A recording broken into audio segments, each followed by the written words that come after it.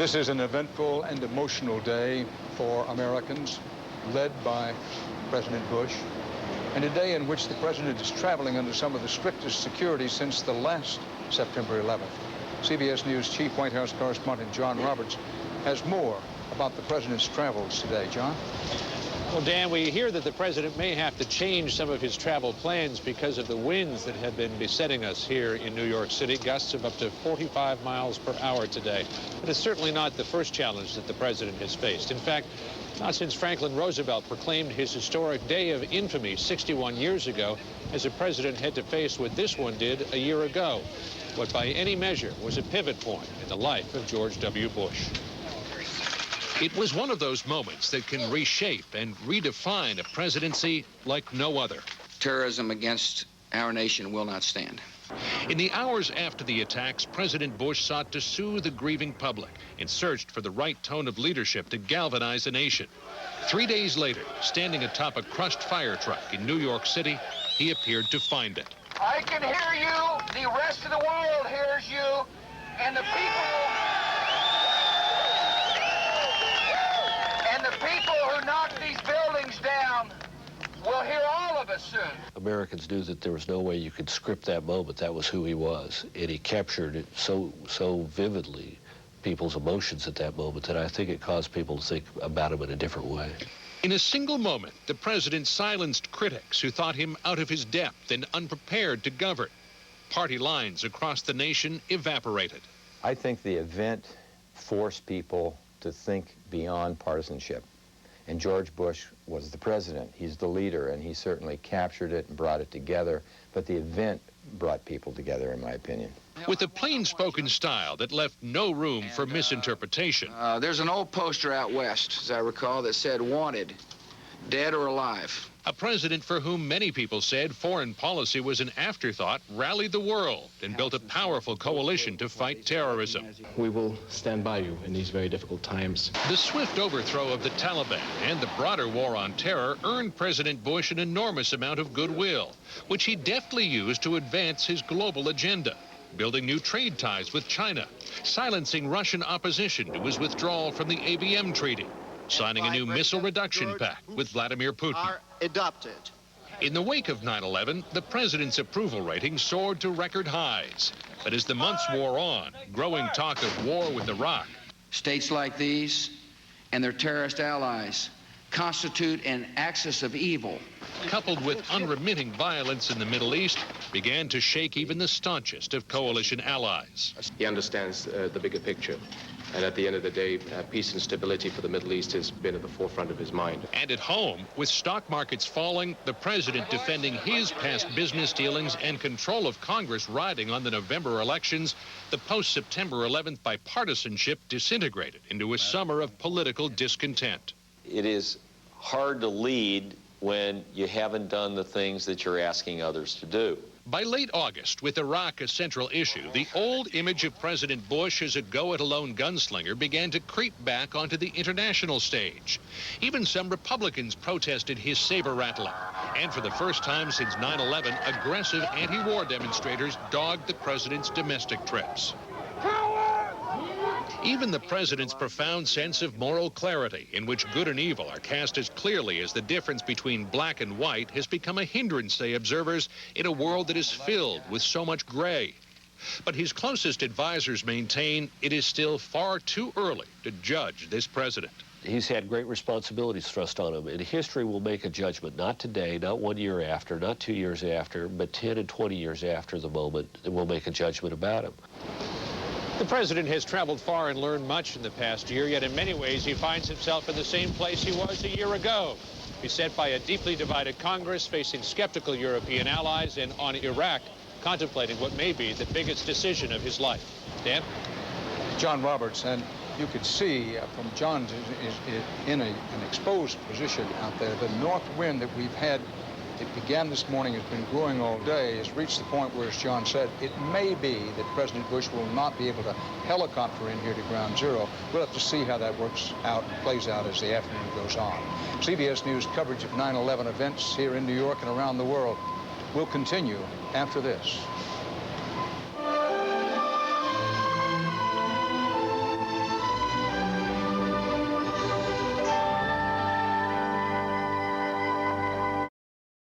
Okay.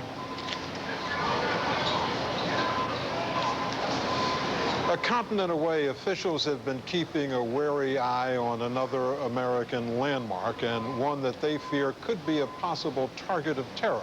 That's the Golden Gate Bridge in San Francisco. John Blackstone has more on that fabled landmark and what's being done to protect it. John? Well, Ed, it's a classic view of the Golden Gate Bridge today with the fog rolling in. But this old bridge has added a lot of new security in the past year, and today that security has been stepped up once again. Police checkpoints have been set up on roads approaching the bridge, and all trucks are being stopped and inspected before being allowed to cross. Now, the Golden Gate Bridge has been identified as perhaps the main target for a terrorist attack in California.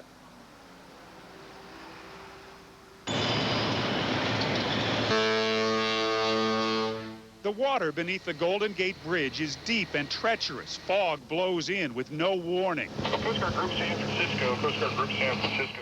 Down here, the crew of a 47-foot Coast Guard patrol boat used to worry mainly about boaters in trouble. But on the morning of September 11th, Commanding Officer Rich Glasgow saw the horror unfolding in New York and looked out at the Golden Gate. We looked at that and said, this is next. It had to be. This is the icon on the West Coast for the United States. We felt really vulnerable here, and if a plane could fly into the World Trade Center, they could certainly fly to one of the towers on the bridge here. Now, like the rest of the Coast Guard, Glasgow's crew has taken on an added mission and an added sense of purpose. We're still the friendly neighborhood Coast Guard, but now we're doing more of a military job. That means looking at San Francisco Bay in the same way a terrorist might. All the tourists that come down here to Fisherman's Wharf definitely would be a target. You're a lot higher sense of alert. You're just looking for anything that doesn't fit. Part of the job, says bosun's mate Bobby Merritt, is showing the flag. Before we're just another boat. Now all of a sudden it's got a sense of national pride, and just you see that kicked up a lot. They remain on call for boaters in trouble, but their new mission is part of the nation's new reality. Is this your bridge in a way? Definitely. These boats are my boats. These waters out here are, part of my responsibility. That bridge that you see over there is part of my responsibility. I take it very seriously. But no matter what they do, authorities acknowledge it's hard to protect a structure that's out in the open and open to all. Ed? Thank you, John. Ground Zero wasn't the only part of New York that was devastated on 9/11. So in a very different way was the engine of American capitalism, Wall Street, which is located literally just around the corner from this site. Like so much of America, the stock market, which was already having its troubles, and the larger economy, has spent the last year struggling to recover. Economics correspondent Anthony Mason joins us from the New York Stock Exchange. Anthony? Ed, the New York Stock Exchange delayed opening this morning until the memorial services were finished at Ground Zero. And then the usually bustling trading floor came to a complete standstill as the session began first with 2 minutes of silence and later with the unveiling of a memorial plaque on the building's facade. Now, the stock market, you may recall, never opened on the 11th a year ago and would remain closed for 4 consecutive trading days, the longest shutdown since the Great Depression. And while you can't really see it yet down on the trading floor behind me, September 11th is going to have profound effects on the way the markets work here on Wall Street. While clouds of dust covered Wall Street on September 11th, the New York Stock Exchange building somehow survived untouched. But to Stock Exchange Chairman Dick Grasso, it was clear. The real target of the attack is what we do here each day, the free market process, which really is the proxy for America's political and economic freedom. And so as the markets reopened 6 days later, Grasso realized even for the exchange, business could never be the same. The important thing here, Ed, is that what the stock exchange has decided to do is effectively build and open a second trading floor, move it perhaps even outside of New York City to guard against any further attack. If this facility were damaged, that one could operate. Ed? You're watching CBS News continuing coverage of 9/11, the day that changed America. The resolve of our great nation is being tested. Make no mistake. we will show the world that we will pass this test.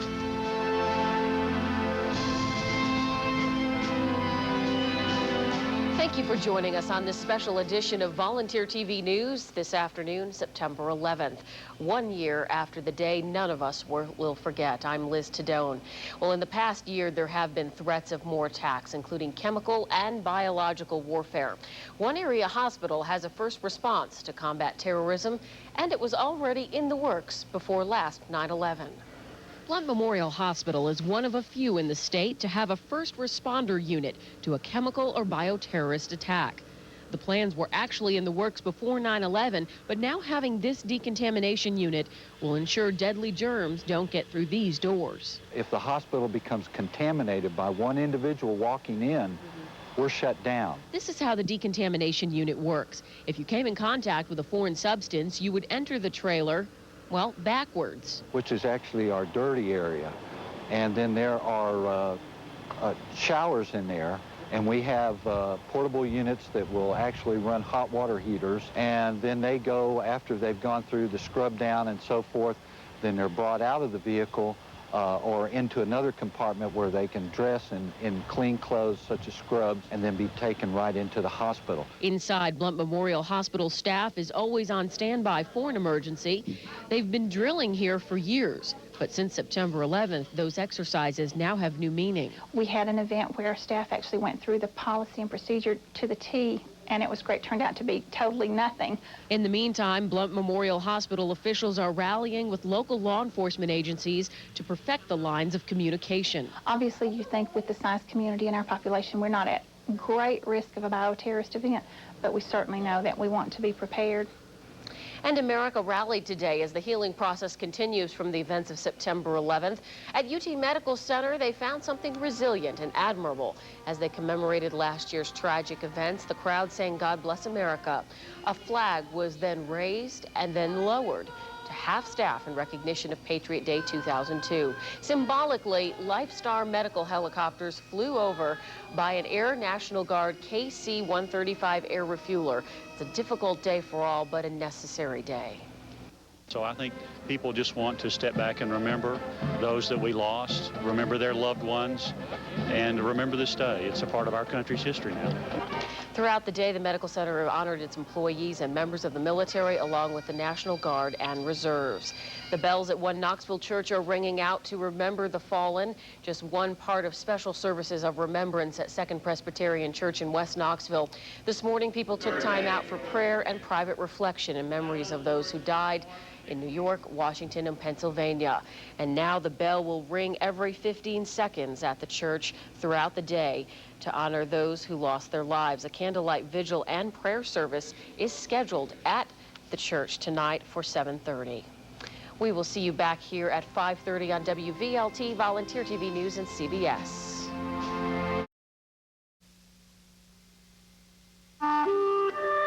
This CBS News special report is part of our continuing coverage of 9/11, the day that changed America.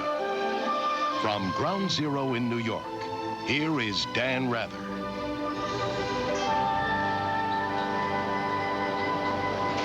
The devastating attacks of 1 year ago were the end of the Twin Towers, but they were also the beginning of a war unlike any other this nation has fought, the war on terrorism. In this half hour of our continuing CBS News coverage of the day that changed America, we have a live report on the U.S. military campaign in Afghanistan. We'll give you the latest on the Middle East and the possibility of a new war with Iraq. And we'll examine for you the most vexing question of this war: what became of Osama bin Laden?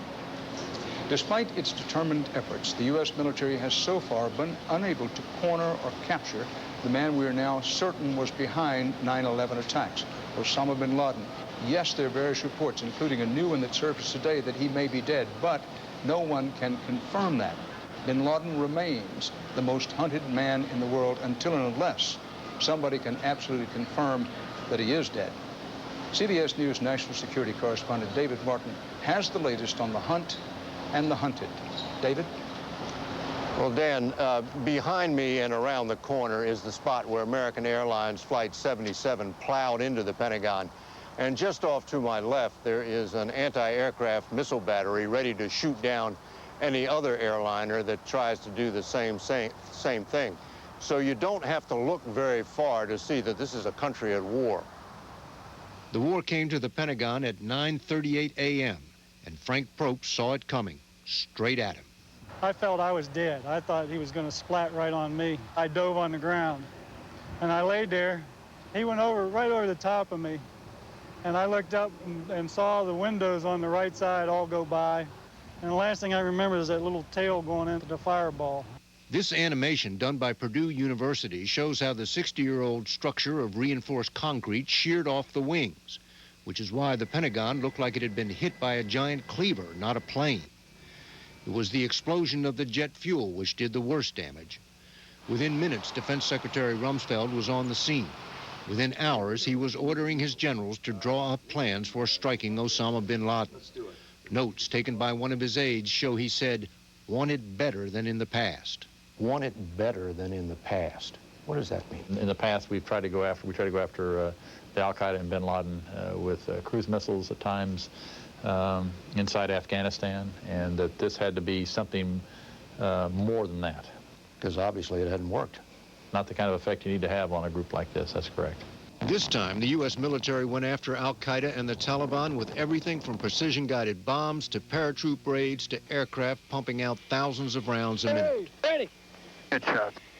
Bin Laden was believed trapped in the mountains of Tora Bora under intense bombing, but he disappeared. The bombing has long since ended, and U.S. troops now go cave to cave and village to village, searching for the remnants of Al-Qaeda. Right now, I believe there is some Al-Qaeda left in the area. There are small cells that operate in conjunction with others outside the country. The latest sweep involves 1,000 paratroopers from the 82nd Airborne Division, but it is certainly not the last, since Pentagon officials say the war against Al-Qaeda is still closer to the beginning than the end. And Dan, still no sign of Osama bin Laden. The last time the U.S. had a good fix on him was in December during the bombing of Tora Bora. The working assumption is that he is still alive because the prisoners that the U.S. has captured have said that the last time they saw him, he was alive. Some of them were with him in Tora Bora. And the highest-ranking prisoner, Abu Zubaydah, who was captured in March, says that he was working under the assumption at the time of his capture that bin Laden was still alive. But that's the kind of evidence the U.S. has to go on right now. Dan? Good Martin, live at the Pentagon. Thanks again. Now we take you inside Afghanistan. Within weeks of the 9/11 attack, the United States launched its air campaign, followed by ground attacks on the Taliban fanatics who gave safe haven to Osama bin Laden and his Al-Qaeda followers. We all know what happened to the Taliban. It was removed from power. But that doesn't mean Afghanistan is now a land of peace. CBS's Lara Logan joins us live now with the latest from Kabul. Lara? Well, Dan, as you know, the American forces here live with a constant threat of terror, and they're permanently on a high state of alert. So for them, the anniversary of September 11th had a particular resonance. It's the very reason they're here. Last year, the U.S. Embassy in Kabul was merely an abandoned building. Today, U.S. troops stood proudly in the grounds and saluted their flag, showing how much has changed. The Stars and Stripes flew above a memorial stone where 2 pieces of wreckage from the World Trade Center lie buried. Nowhere else in the world outside of the United States have the events of September 11th had a more profound impact than right here in Afghanistan.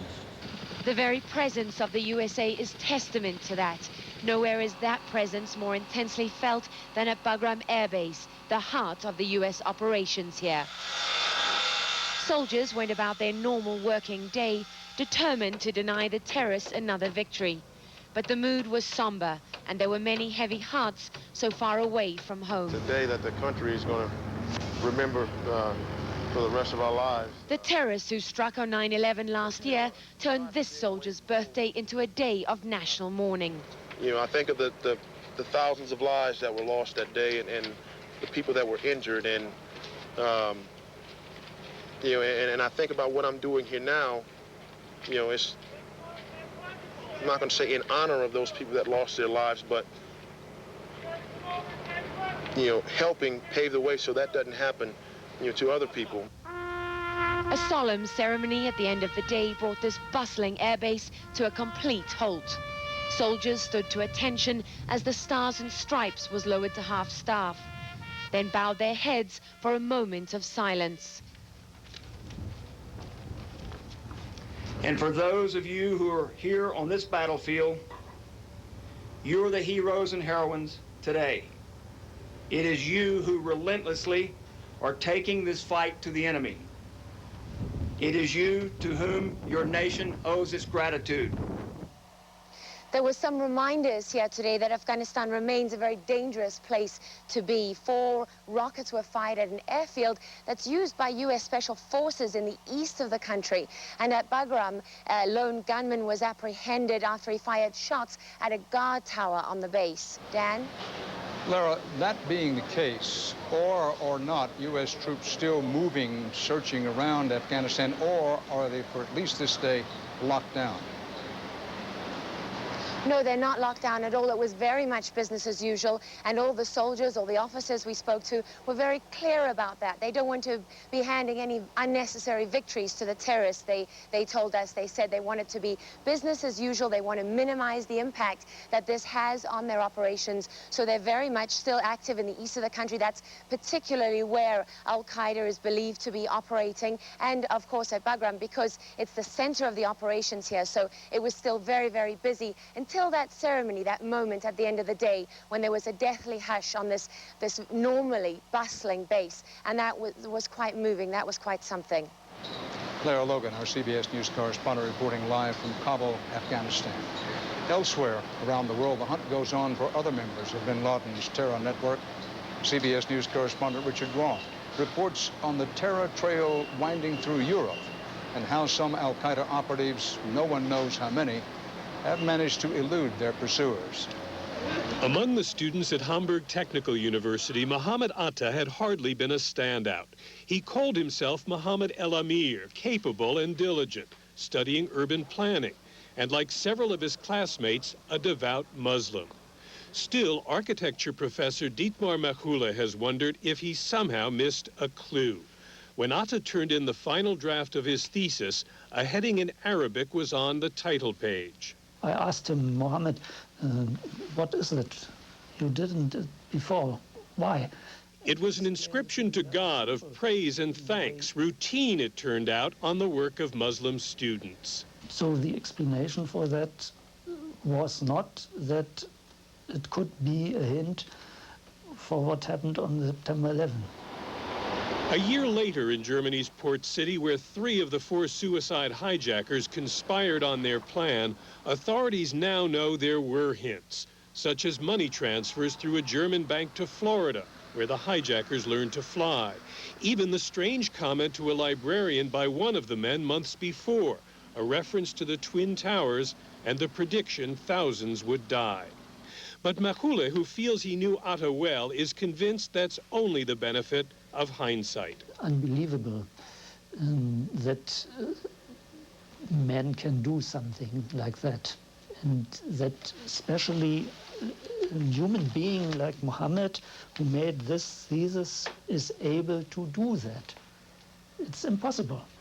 And just as Mohammed Atta was unnoticed even by those who knew him, European security experts say Al-Qaeda, too, is still virtually invisible in cities that offer ethnic camouflage for terrorists who are prepared to die.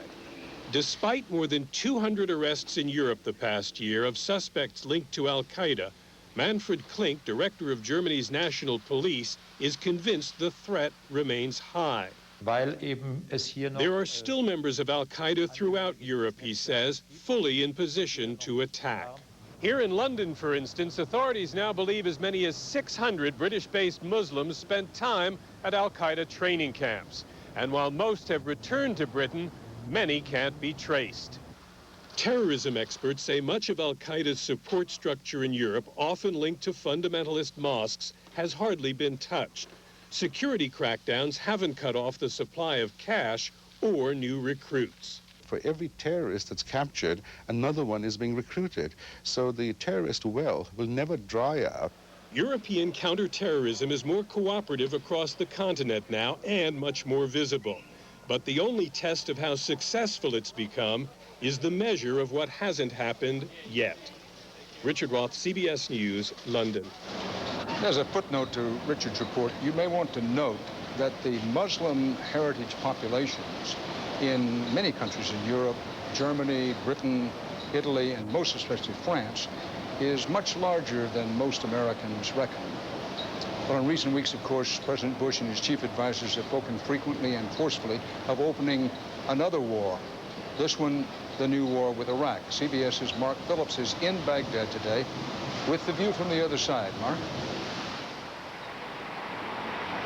Yes, Dan. Well, there's much being heard here, of course, belligerent noises from Washington and to some extent from London.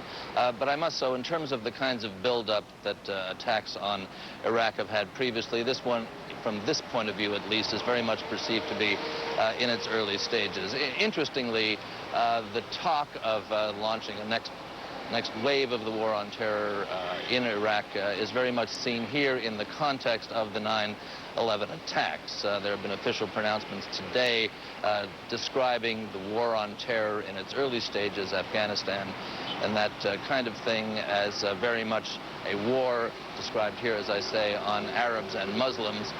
Now the anniversary is being described here as an opportunity for the Bush administration to relaunch old grievances against Iraq.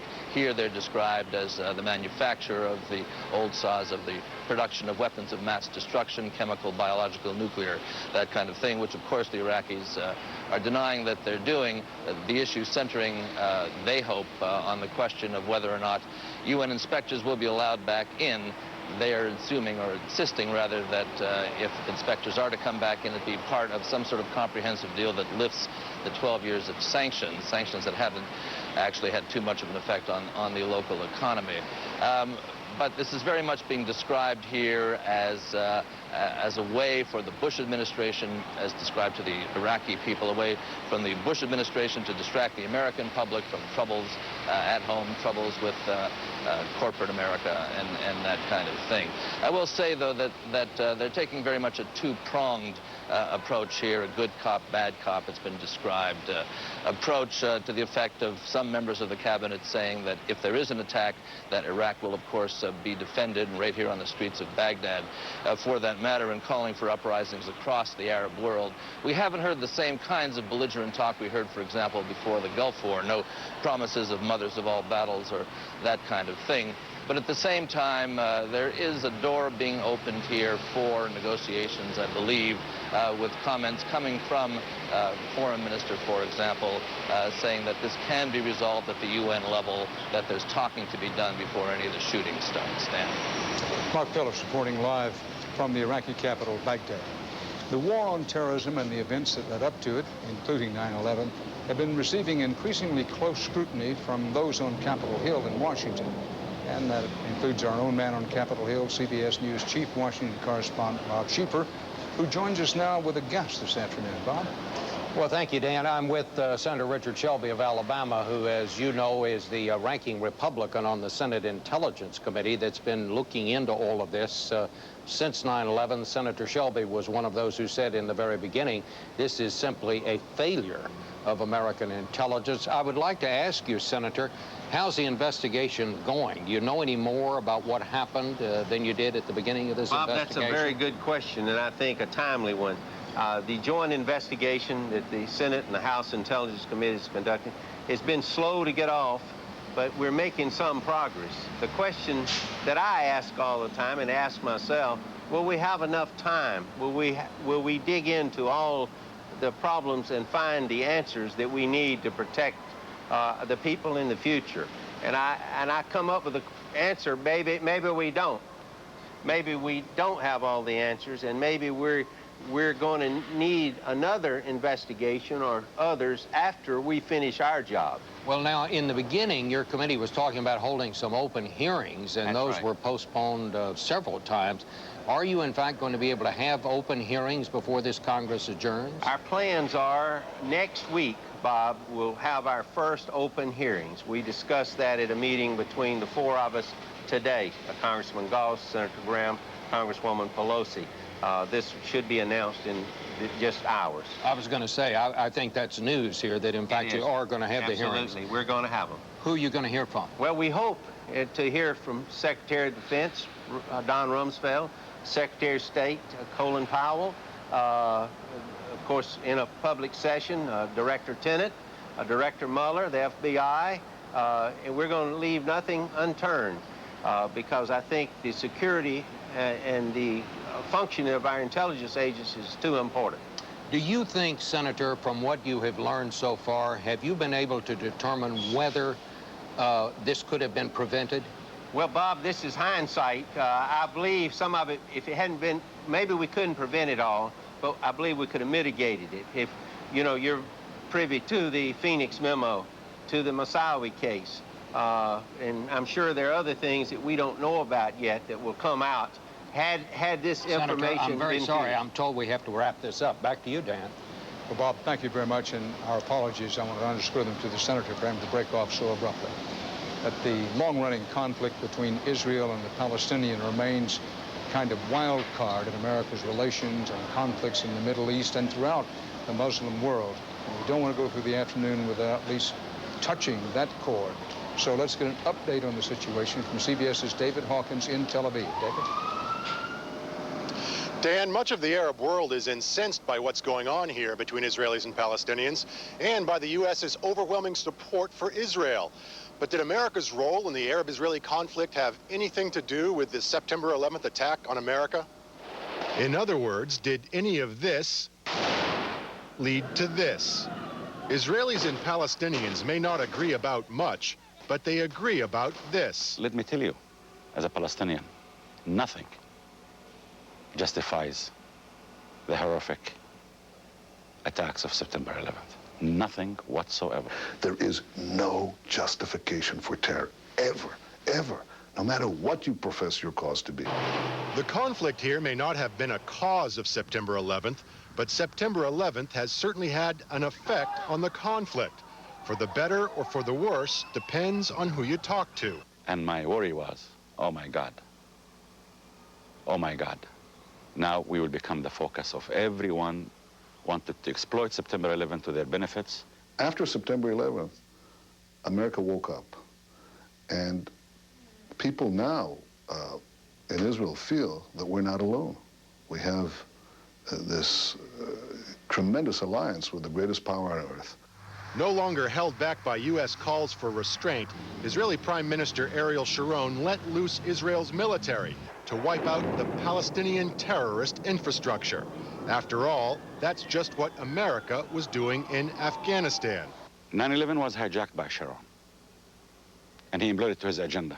Overnight, Palestinian Authority President Yasser Arafat became Israel's Osama bin Laden. Palestinian terrorists clearly didn't get the message that for Americans, terrorism was no longer something that happens to somebody else or somewhere far from America's shores. After September 11th, anyone even tainted with terrorism was on the wrong side of the war. Dan? David Hawkins reporting live from Israel. Joining us now from Washington to lend his perspective is a man who knows the Middle East as well as anyone in this country, our longtime analyst and CBS News consultant, Fuad Ajami. Professor Ajami, thank you for being with us this afternoon, as always. Here's the question. Thank you, Dan. For a long while, the U.S. government told us that enemy number one was Osama bin Laden. Then, for whatever reason, it shifted to enemy number one is Saddam Hussein. Overseas, there are people who say this is a classic case of bait and switch. Why should we not believe that? I think that's a very wonderful way you put it, Dan, if I may say. I mean, that's a good description of this perspective abroad, that we have used the pain of September 11 as a warrant, if you will, for this new war in the Persian Gulf against our old nemesis, Saddam Hussein. But I think that's a false view of things.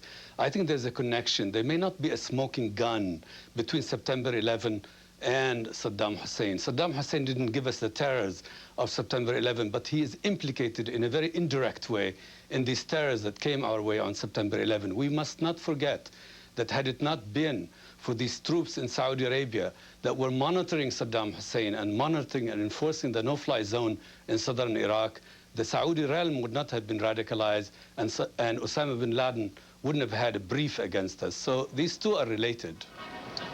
Professor Jami, someone who knows George Bush the elder well, Yes. said to me that George Bush I was very concerned that if we attack Iraq, that it will put incredible pressure on the monarchy in Saudi Arabia. Right. He wasn't suggesting that George Bush I doesn't want to attack Iraq. But whether that's true or not about George Bush I, what about the stability of the Saudi Arabian monarchy if we move with a new war against Saddam Hussein? Dan, I think there is an industry that never sort of rests, which is to speculate about the stability of the Saudi realm, and to speculate about the stability of Jordan, and to speculate about the stability of Egypt, and worries that somehow or another that the Arab moderates will be swept aside, that they will be overthrown if we were to prosecute a war against Saddam Hussein. I don't share this view. The Saudi dynasty has been there since the middle years of the 18th century. The Hashemites in Jordan have been there since the early 1920s. The Arab states know how to stay in power. They know how to play the game.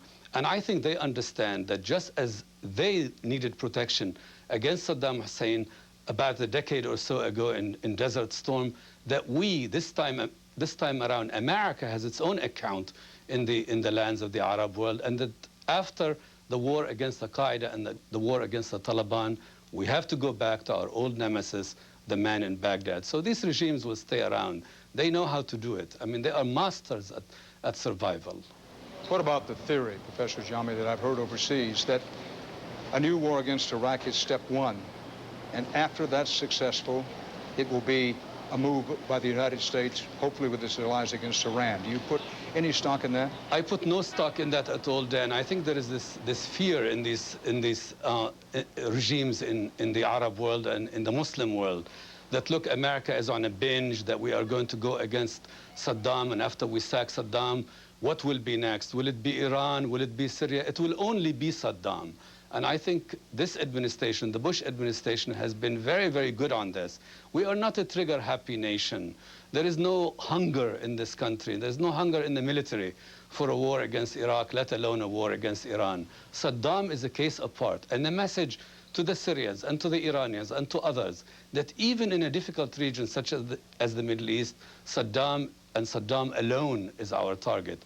I think that message has been sent to all these regimes quietly. Even though we speak of an axis of evil, it really is Saddam who is a case apart. We're about out of time, and I'm looking for a one-word answer, as we always are on television. Any doubt in your mind that we are going to have a new war with Iraq? I think it is not really if. I think, as the cliche has it, it's when. I think this is done. Thank you. You're watching CBS News, continuing coverage of 9/11, the day that changed America. The resolve of our great nation is being tested. Make no mistake, we will show the world that we will pass this test.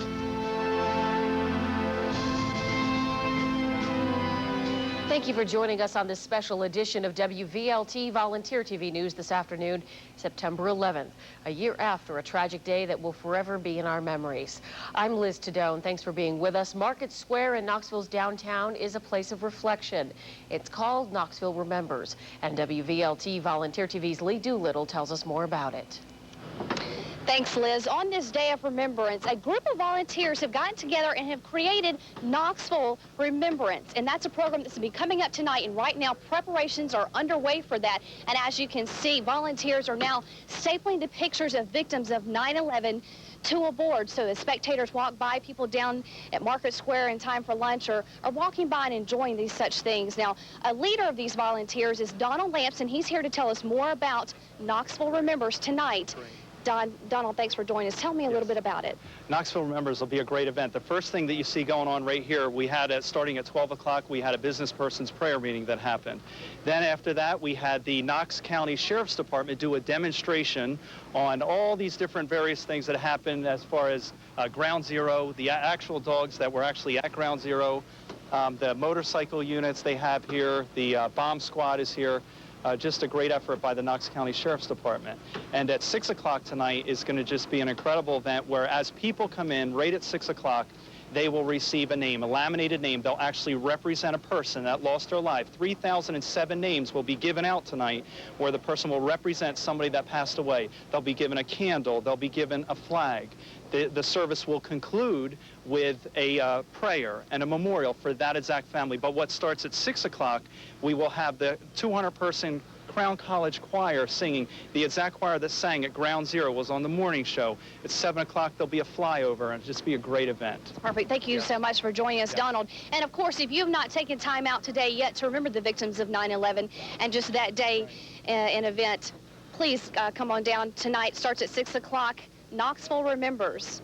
Reporting from downtown Knoxville, Market Square, Lee Doolittle, WVLT Volunteer TV News. Liz? All right, thanks a lot, Lee. Well, it's already been a day filled with prayer, tolling bells, flags at half-staff, and moments of silence as America and East Tennessee remember the unforgettable today. Well, they'll continue tonight at Grace Baptist Church in the Carnes community. This evening will honor all local firefighters and law enforcement. Around 6:30, the congregation will pray for firefighters and officers attending, as well as those unable to make it to the service. The night's events go 1 past 7:30. We will see you back here later on today at 5:30 on WVLT, Volunteer TV News, and CBS. Until then, try to make it a great day. We'll see you then.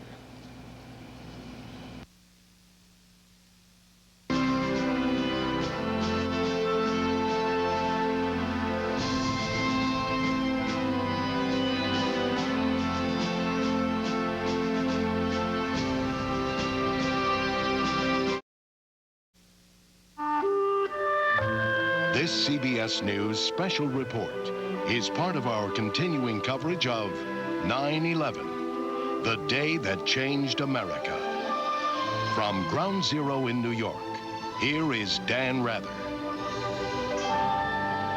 And this half hour in our CBS News continuing coverage of the first anniversary of the attacks on America, we begin turning our eyes to the future, to tasks such as using the hard lessons we have learned and defending this nation as best we can from future attacks, and to rebuilding what was so tragically lost on that clear blue Tuesday that was September 11th. And it may be worth remarking that if it had not been such a clear blue sky day, if it had been one of those days we often have in New York, cloudy, foggy, it may have been that the assassins in those planes could not have found their targets. Unfortunately, we will never know. We begin this half hour right here in New York City, which at this moment 1 year ago lay wounded and burning. Thousands were dead, including hundreds of police officers and firefighters who were first to respond to the disaster. Their comrades, those who survived, took away some cruel lessons about communication and cooperation. And since then, those in charge have been taking stock and taking some action, as Jim Axelrod reports. Amid all the raw emotion of the last year, one of the toughest jobs for the New York police and fire departments was taking a stone-cold, sober look at how each responded to the 9/11 attacks. We all do things today that if we had it to do over, we'd do differently, and that's the nature of human beings. So we wanted to learn lessons that will help us if, God forbid, something like this happens again. Topping the list were problems with communication and cooperation. When the South Tower collapsed, NYPD officers were watching from a chopper. They radioed police in the North Tower to evacuate. Dozens of firefighters were working in there as well, but they couldn't hear the calls that saved so many police lives. They had a better communication system. Their communications worked better than ours. They had a helicopter that was broadcasting, and our radios could not talk to that police helicopter. No shared frequency and few, if any, shared resources. For instance, there were no firefighters in that police chopper assessing the situation. Years of rivalry and turf battles made that kind of cooperation unthinkable. That was then. We now have fire chiefs in our helicopters whenever they want to. But even if shared frequencies and resources had let firefighters eavesdrop on police orders to evacuate, it very well might not have been enough. For years, firefighters had complained their radios were unreliable in New York City skyscrapers. Third explosion after that? Yes, sir. And while the department is now testing new radios and new ways to boost signals, a chief lesson of 9/11 might be the limits of technology in the concrete canyons of New York. There's no magic radio that's going to perform 100% under every circumstance. That's horrifying to hear. Horrifying to hear that he would put such a negative statement out there. Monica Gabriel lost her husband, Richard, when the South Tower collapsed. My husband was on the 78th floor. She learned that even after the plane crashed into the tower, her husband was injured, but alive. Recently found out a firefighter got up to the 78th floor. They were getting the evacuation of that floor ready. But she says he never had a chance because of the radio problems. And what's worse, she says, the problems were no secret. Bad radios hindered rescue efforts 8 years before in the '93 World Trade Center bombing. Get anything on. They did nothing to address the communications problems, so there were no lessons learned from '93. Because they didn't learn anything in '93, there was a bigger loss of life in 2001. This time, both departments say, is different. When a fire broke out in a power substation this past summer, and the city briefly thought it might again be under attack, police and fire officials responded together, a first for New York City. You can learn a lot from every catastrophe. We're learning a lot from this one. A philosopher once said, those who forget history are condemned to repeat it. A year later, the New York City police and fire departments are determined to do neither. Jim Axelrod, CBS News, New York. Since 9/11, we Americans have seen many changes in daily life. Many of those changes in the name of domestic security. So how much real difference have these changes made? 60 Minutes correspondent Steve Koff went looking for answers, beginning at the White House with Homeland Security Director Tom Ridge. Are we safer now than we were on September 11th a year ago? I think America is considerably safer. I think we are much better prepared. But I don't think there's any question that there is considerably more work that needs to be done. Ridge is still waiting for the bill creating a Department of Homeland Security to get through Congress. The Border Patrol can't hire or keep enough people, nor can the Sky Marshal program. The Transportation Security Administration is facing deadlines for checking passengers and baggage that can't be met. And a congressionally mandated computerized entry-exit system to keep tabs on foreign visitors is still 3 years away. Why does it take so long to do some of these things? Clearly, the entry-exit system, that's a very high priority for Congress, a very high priority for the president. I think we'll get that done in the next couple of years, but the technology of that will take several years to ramp up. But it's not just missed deadlines or slow technology. There are serious questions about policy. Airport screeners confiscate tweezers while cargo containers go largely uninspected. The government continues to rely on random searches to find terrorists at airports. I think there's been a disproportionate reliance on random searches for the past couple of months. You can't treat every passenger the same. You can't treat every piece of luggage the same.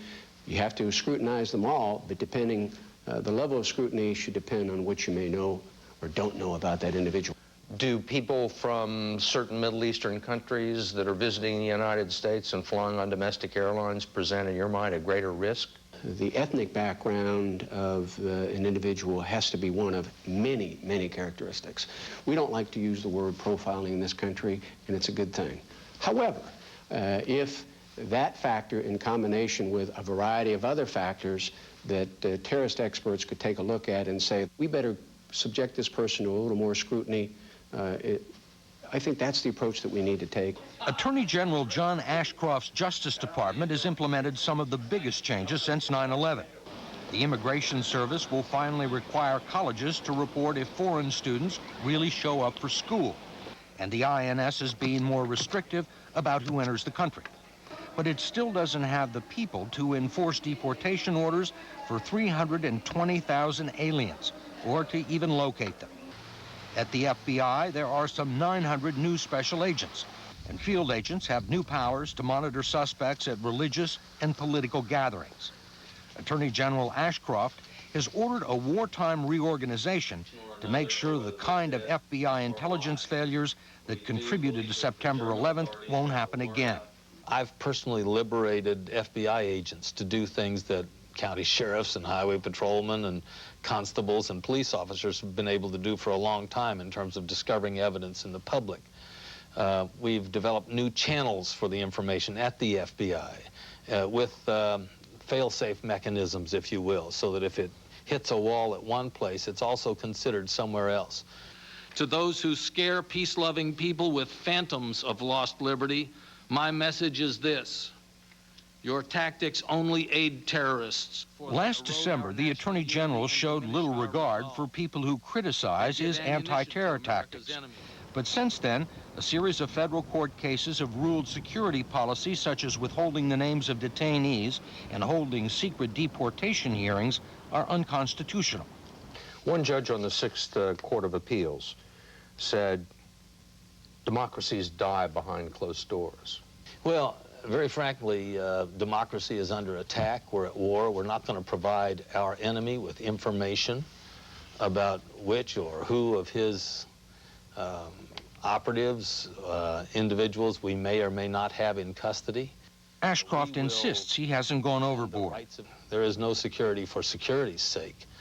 The object of our security is the freedom of the American people. So I tell the people in the department, think outside the box, think of new ways to do things, but never think outside the Constitution.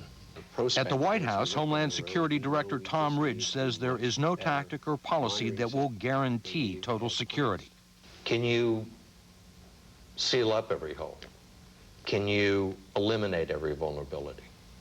It's very unlikely that we'll ever be able, no, I won't say it's unlikely. We'll never be able to say the system is perfect, it's impregnable, nobody can get through. We have to work toward that goal on a theory of managing the risk, but we'll never develop a perfect, fail-safe, guaranteed system. CBS News coverage of 9/11, the day that changed America, continues in 1 minute, so stay here with us.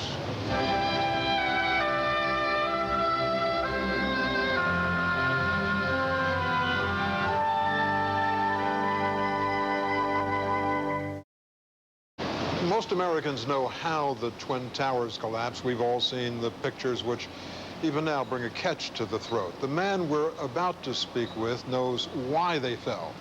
Gene Corley is a structural engineer who headed the government investigation into the collapse, and he's here with some insight into what might prevent this kind of destruction in the future. Mr. Corley, the buildings came down in under 2 hours. It took almost 7 years to build them. What caused them to collapse that way? Was it the impact of the planes or was it the fire? Well, the planes impacted them and did a lot of damage, but neither of the impacts was enough to bring the building down immediately. It was the fire that followed that weakened the remaining steel and reduced the strength enough that they finally collapsed. Now, I'm told that there's some kind of retardant that's put around steel and the beams in a building to protect it against fire, and that some of that was blown off in the impact of the two planes. Is that correct? That's correct. When we reviewed the photographs of the buildings as the fire was burning, we could see clear evidence that a lot of the fireproofing had been knocked off. And once it's knocked off, it no longer provides the protection, and that hastens the time at which a building weakens so it falls down. Would any amount of fire retardant have saved those buildings? Well, I think it's possible that if there had been enough on it, and if it had not been knocked off by the impact, that they might have even stood up under the fire that followed. And what about the clustering of the stairwells? 5 of the 6 stairwells in the 2 buildings were taken out by the impact and then the subsequent fire. Is that a problem, a safety problem? Have we learned anything from that by clustering stairwells that way? Yes, I think we've learned a lot from that. Under normal circumstances, the locations of the stairwells were certainly logical. But under the circumstance of the attack by aircraft, all but one of the stairs was completely knocked out, we believe. Therefore, people could not get down from up above where the aircraft hit. These buildings were completed in 1973. Yes. Is there anything that could have been done at that time that was not done? I think from what people knew at that time, everything was done that should have been done. In retrospect, after 2001, there are some things that we might do differently in the future, but prior to that, well, such things as moving the stairwells out so they're further apart in a building. Also providing fireproofing materials that stick to the steel better and can sustain the impact better. There's some other things like the protection around the stairwells. In this case, we have eyewitness accounts that the walls of the stairwells were knocked into the stairwells and did not hang on to the frame as well as they might have if they'd have been attached differently. They had wallboard in some cases around part of it. That's correct. All of the stairwells in the towers had wallboard around. You wouldn't do that today if you were building this? Well, the wallboard's okay. What should be done differently in the future is that it should be attached differently so that the impact doesn't knock the wallboard down and jam the stairwells. Mr. Corley, thank you very much for joining us. Dan? I want to note that some of the families of victims, rightly or wrongly, are convinced that we still don't know all we should know about the construction of the Twin Towers. And that'll be a developing story as time goes along. We've seen how much this place, this 16-acre site in the downtown heart of New York City, changed on 9/11. Now, after the ruins and the remembrances, comes the rebuilding. But what will rise here? Mika Brzezinski joins us with a look at how the city and its people are wrestling with that very question. Mika? Well, Dan, I'm coming to you from St. Paul's Chapel, which, even though it's just feet from ground zero, it was virtually unscathed by the attack on America 1 year ago. But the 16-acre area where the towers once stood used to generate up to $50 billion into New York City's economy. It now brings forward mourners, memorial services, and also controversy over what to build there. The World Trade Towers had been twin exclamation points in a skyline of greatness. Now, what remains of this hallowed ground is a 16-acre hole in the heart of New York's business district. And everybody has an opinion on how to fill it. Put those things right back up. The same silver color, the same architect, the same angle. Since the towers were destroyed, the Lower Manhattan Development Corporation has been tasked with rebuilding the site, approving designs, and supervising construction. Last week, the LMDC held one of many public hearings. We need a skyline that does justice to the wonderful people we lost, and once again causes our spirits to soar. Our living memorial, our new World Trade Center towers must be at least 111 stories tall. With 6 plans for the Trade Center site already rejected flatly by victims' family members and by public officials, LMDC Chairman John Whitehead recognizes the challenge ahead. What's the possibility that everybody will be happy once this process is over? I suppose 0 if you talk about every single individual. I believe our job is to build something that meets their needs and still have a beautiful, inspiring place.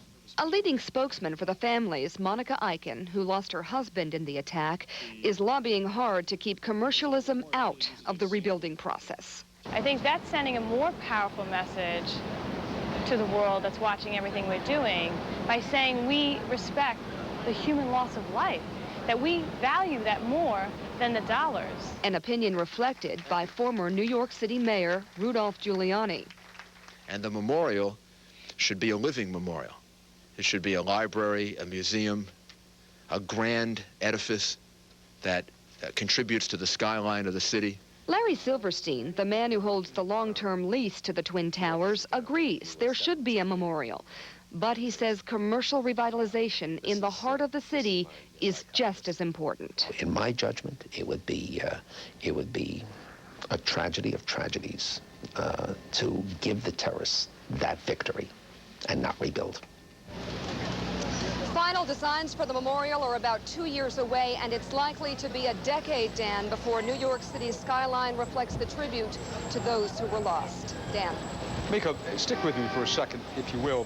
That, you know, as a personal opinion, I loved it when they had the 2 searchlight beams going far up into the sky for a while at night. Any thought given to reinstituting that and making something permanent at night? You know, a lot of people have asked me about that as well, and that was the question I had for some of the people behind the mission to try and rebuild Ground Zero. It's a thought. Another thought is to have some sort of structure that goes up 80, 90 stories, and then perhaps a grate that goes up all the way as high as the World Trade Towers once stood, perhaps then lit up at night from that actual grate area. So the building would not go as high as the towers once stood, but there would be some sort of structure that represented the symbol of the World Trade Towers as it stood a year ago. Yeah, Dan, there were a lot of people in this neighborhood who liked the lights, and they were willing to live with them for a limited period of time, but said that you have to understand that as beautiful as this is, it makes it impossible for us to live here. Good point.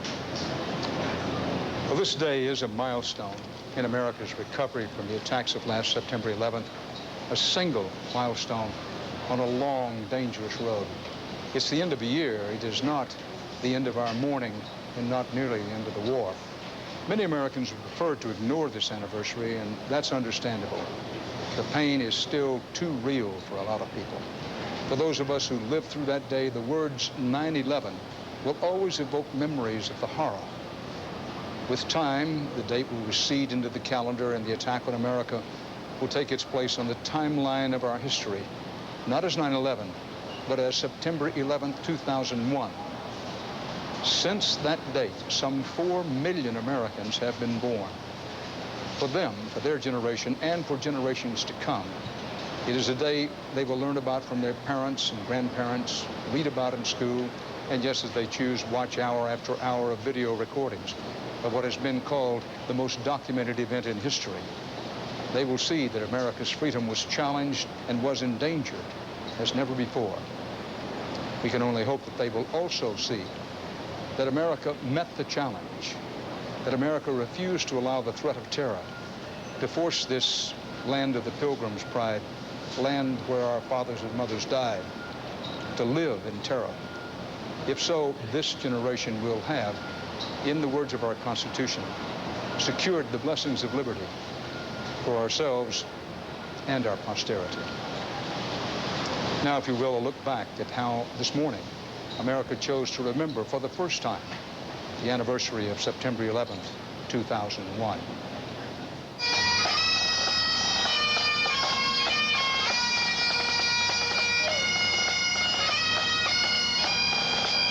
I came down here to the area of Ground Zero, and I once again felt some of the tremendous anger that I feel about the attack that took place on us and the loss of a lot of my friends and a lot of people that, that we're still feeling the effect of on their families. Again today, we are a nation that mourns. Again today, we take into our hearts and minds those who perished on this site 1 year ago, and also those who came to toil in the rubble to bring order out of chaos, and those who throughout these 12 months have struggled to help us make sense of our despair. Now we join with our fellow Americans in a minute of silence, led by President George W. Bush from the South Lawn of the White House in Washington.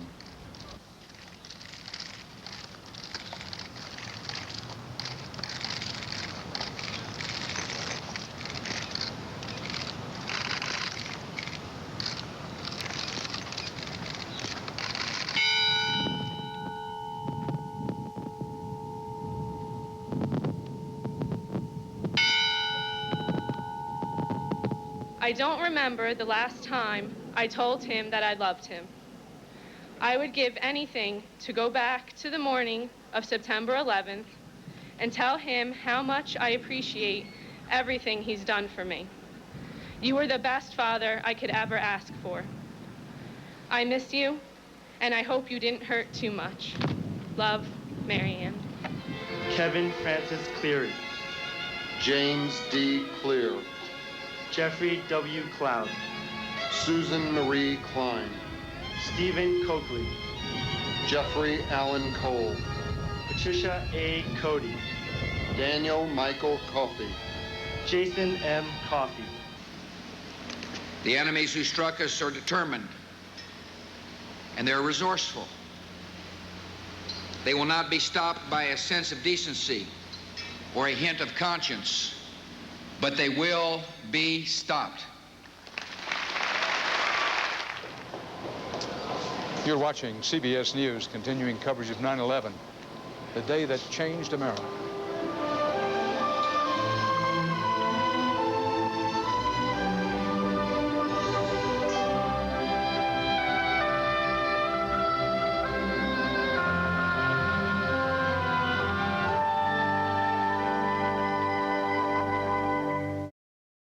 I can hear you, the rest of the world hears you, and the people who knock these buildings down will hear all of us soon. Hello and welcome to a special edition of WVLT Volunteer TV News. I'm Liz Tadone. The attacks of September 11th immediately created security concerns at Department of Energy facilities in Oak Ridge. Some of the DOE buildings store nuclear materials. Others are home to highly sensitive research. WVLT Volunteer TV's Bob Yarbrough shows us that even though security at the facilities has increased, the real changes are on the inside. Security is the most obvious post-9/11 change at the Department of Energy facilities. We have a very important national asset, and we've always put a lot of emphasis on protecting that. Bethel Valley Road leads to the Oak Ridge National Lab and was turned from public to private soon after the attacks. A 24-hour security portal now stands guard to the lab. You'll find the real post-9/11 changes a few miles inside those security gates. And while the changes may not be visible to the naked eye, they're quickly gaining worldwide attention. Sense of urgency and the pride of the researchers. I think they understand it's very personal now after 9/11. The two signals are another degree of specificity. Many ideas developed before the attacks are now reworked with our nation's security in mind. We have the infrastructure to do this and the expertise, the people, a lot of equipment, and we'd like to put it to use to protect our country. Technology designed to detect if explosives are present at an airplane crash site can now determine if a passenger has recently handled explosives. Contamination to an area's water supply can now be detected almost instantly. This research was originally done for an industrial purpose. So what we're hoping here is to have one small part of the puzzle where all of the parts taken together can give us comprehensive protection. A new way of thinking, possibly leading to a new sense of security, inspired by a day that was quite the opposite. Bob Yarbrough, WVLT Volunteer TV News. Well, several hundred of those Oak Ridge federal workers who are responsible for our national security marked the 9/11 anniversary this morning with an observance ceremony. They gathered outside DOE's federal office building for a flag raising and a moment of silence for those who lost their lives on this day last year. Meanwhile, another American flag flew at half-staff. I think it helps us remember. It helps us remember those families, helps us remember what our country is all about, and most important, I think it helps us to get behind our leaders as far as the decisions that are going to be hard in the future. Members of the Oak Ridge High School Band and the Farragut High School Color Guard participated in DOE's 9/11 program. Well, people in Blount County are also paying tribute to those who lost their lives on 9/11. Many gathered this morning at the New Providence Presbyterian Church in Maryville. The bell rang out at 8:46, the exact moment when the first plane struck the North Tower. The sanctuary was also open all morning long so people could pay their respects and quietly reflect on that day 1 year ago. Stay tuned to WVLT and Volunteer TV News and CBS for more coverage throughout the day. I I grew up in a family that is very patriotic. It really makes me proud that I had a relative in the Civil War, and my father was in World War II, had a brother. He was drafted in the Vietnam War. I fly a flag outside my door. I fly it because that's what I want to do, because I'm a part of this country, and I want everybody to know that I'm a patriotic person, and I feel so close to it right now.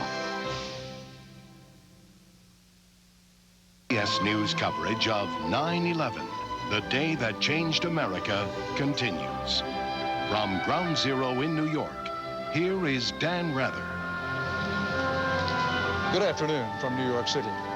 America's attention returns here to Ground Zero, where President Bush is due to arrive later this afternoon. He's on his way now to place a wreath at the spot where just over 2,800 people died 1 year ago today. Most of them, but not all of them, are fellow Americans. Top developments at this hour here in New York, in Washington, in rural Pennsylvania, and across the nation. It's been a day of solemn and emotional remembrances and the giving of honor. Here at Ground Zero, the day began with a moment of silence at 8:46 a.m., the time when the first hijacked plane struck the North Tower of the World Trade Center. A mournful tune by Bach broke the silence. Then former Mayor Rudolph Giuliani began the recitation of the names of the 2,801 people missing and dead in the World Trade Center attack. The reading took more than 2.5 hours. While it went on, a stream of relatives walked down to a circle, the circle of honor, marked off at the bottom of Ground Zero, amid clouds of dust kicked up by a swirling north wind. They left flowers and remembrances at the deepest part of the Ground Zero pit. President and Mrs. Bush observed a moment of silence at 8:46 a.m. on the south lawn of the White House. Then later in the morning, the president took a determined and even defiant tone speaking at the Pentagon, where 184 people were killed in the crash of a hijacked plane. The president said they did not die in vain. What happened to our nation on a September day set in motion the first great struggle of a new century. The enemies who struck us are determined, and they're resourceful. They will not be stopped by a sense of decency or a hint of conscience, but they will be stopped. From there, the President and First Lady flew to Shanksville, Pennsylvania, to honor the passengers who died aboard United Airlines Flight 93. They greeted relatives of those who fought back against the murderers and forced that plane down, probably averting another attack on Washington, possibly the crashing of the plane into the Capitol. Within the next hour, the President now will be here at Ground Zero in New York. Later this evening, he will address the nation from Ellis Island in New York Harbor, with the Statue of Liberty as a backdrop. That'll be at 9/8 Central Time. With the nation still officially on high alert for terrorist attacks, a high alert put on yesterday, a Northwest Airlines jet was diverted today after a report that 3 passengers were, quote, acting suspiciously and had locked themselves in a bathroom. Police and firefighters surrounded the plane at Fort Smith, Arkansas, and passengers were taken off the aircraft. The FBI is investigating, but so far not saying much. In Washington, federal officials did say they don't believe this was a terrorist incident. And in Houston this afternoon, an American Airlines jet returned to the airport shortly after taking off for Dallas because of what was described as a, quote, security incident on board. Federal officials later said it appeared to be a case of, quote, an unruly passenger. 2 people were taken into custody there at Houston. And the closing bell sounded just moments ago at the New York Stock Exchange in Wall Street, just a few blocks from here at Ground Zero, rung by members of stock market families who lost loved ones last 9/11. The nation's biggest exchange was only temporarily shut down by the attacks a year ago. CBS News business correspondent Anthony Mason is live at the Stock Exchange this afternoon. Anthony? Dan, the markets could not muster a rally today. The Dow was off modestly by about 25 points. But in many ways, like the rest of us, Wall Street just wanted to get through this day. No one was quite sure what this anniversary would bring, except, of course, for some very painful memories. The stock exchange felt it was important for business to go on as usual, but there was a very real sense of sadness in this building as traders stopped to remember the day that Wall Street was darkened by clouds of debris and the markets were brought to a standstill.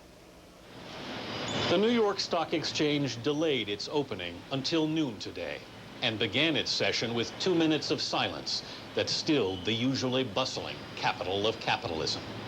New York City police officer Daniel Rodriguez broke the silence with the national anthem.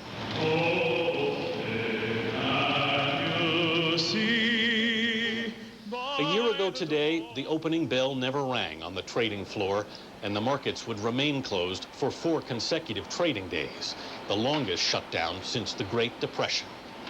That's why a plaque was placed outside the exchange today, and why the opening bell this September 11th was greeted with applause.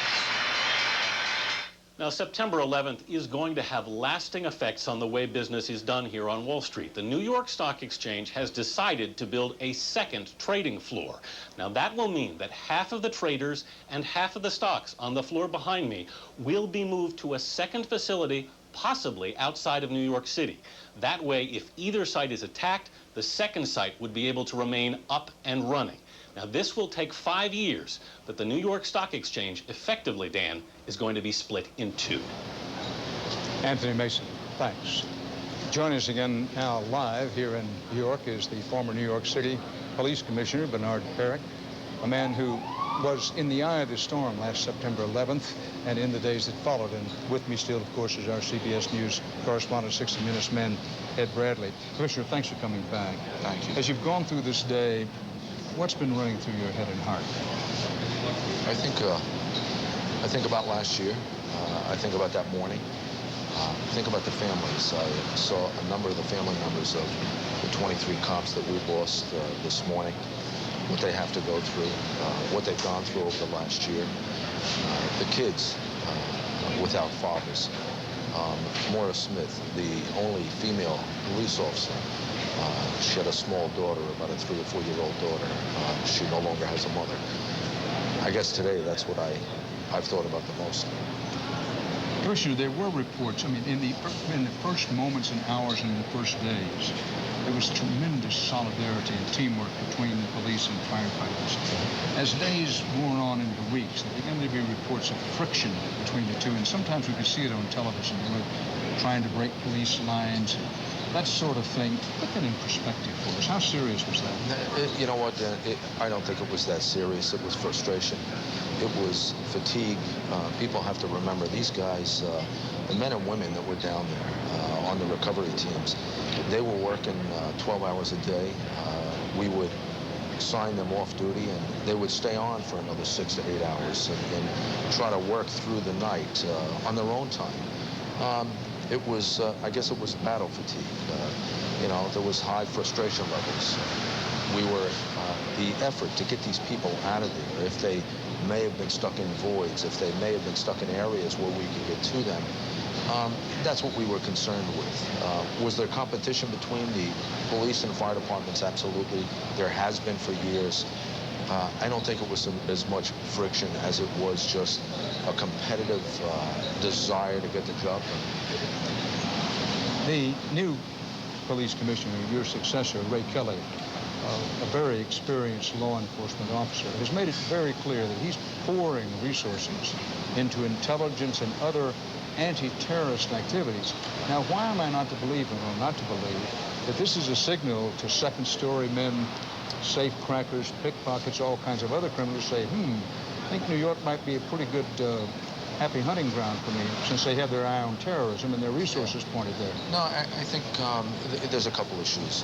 One, we have to pour the resources that we need into the intelligence communities, into the investigative abilities. We have to make sure we do that. If we don't do that, these people are going to come back, and there'll be another attack, and we won't see it coming, just like we did not see this coming. We have to do that. But at the same time, by creating an intelligence clearinghouse, by making sure that the federal government is talking to the 660,000 police officers around the country. That will give us additional crime-fighting tools. So I'd give a word to the wise, to the criminals. This isn't going to deplete the criminal investigative ability of New York City police officers. It may just enhance it. Commissioner, we hope you'll stick around with us for the rest of this half hour. I want to talk to you some more as time goes along. CBS News correspondent Byron Pitts was on the scene when the events of last September 11th unfolded, and he is here at Ground Zero again today, watching the events of this anniversary. Byron? Well, Dan, for weeks now, New York's Mayor Bloomberg said he wanted a service that was, quote, simple and powerful. Today was certainly that.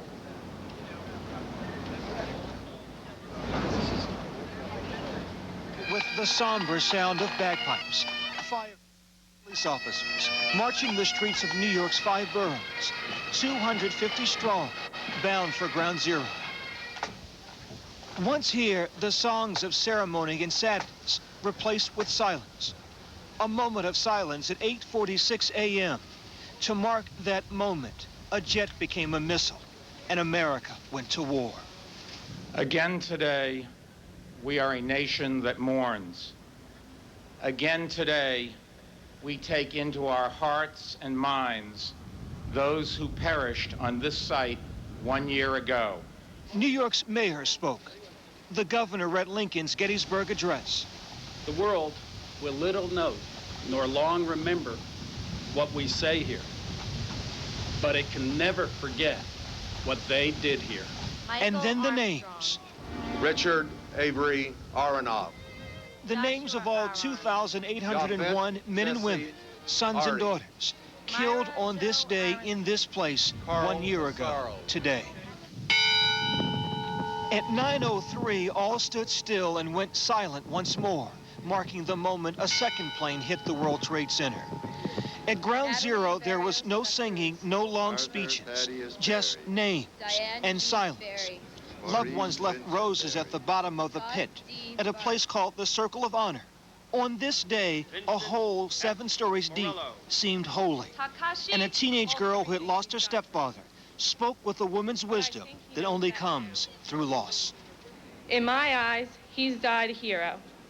And how much more could you ask for? This morning, Dan, you described the scene here as biblical.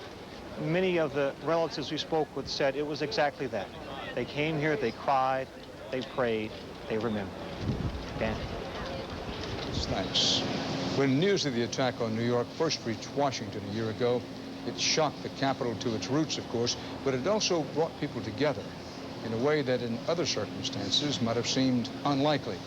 CBS News Chief Washington correspondent Bob Schieffer joins us now with a case in point. Bob, tell us about it. Well, Dan, when it all happened, most people up here thought at the beginning that it was an accident. I think that's what most people everywhere thought. When the second plane hit, then they knew it was not an accident, it was some sort of a terrorist act.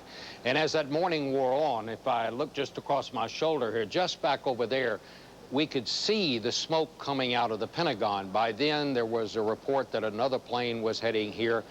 It was complete and total bedlam. A lot of people don't know this, but the First Lady, Laura Bush, was here on Capitol Hill. In fact, she was about 50 feet from where I'm standing here in the building I'm in, just down the hall from Senator Ted Kennedy's office. She was going to appear before his committee that morning to talk about education. Yesterday, I sat down with Senator Kennedy, and he talked about those first hours. Well, it was a very special day because Mrs. Bush was about to make her first appearance on the Hill. My wife, Vicki, called up and said that a plane had hit one of the World Towers, and shortly after that, I heard about the second plane striking it, and then, of course, we immediately canceled the hearing, and I started walking down the corridor, and there she came by herself, with her aides 20 or 30 feet behind her.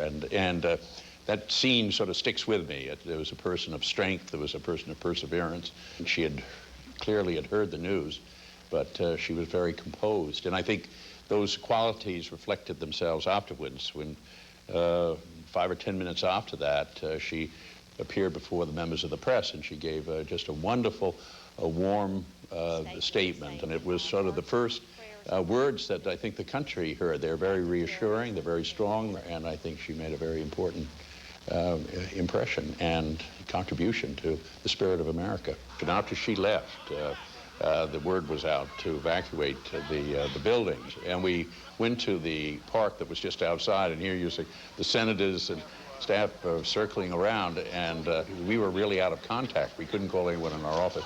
I remember having this sense of enormous vulnerability and sort of rage, cascading different emotions at the time. Didn't have a great deal of time to sort of think what you were going to do next, but you certainly had the string of emotions. It was sort of America at its best. It's, you know, the flag in many respects never flew higher than it did from those kinds of emotions, and I think the resonance of that is still out there.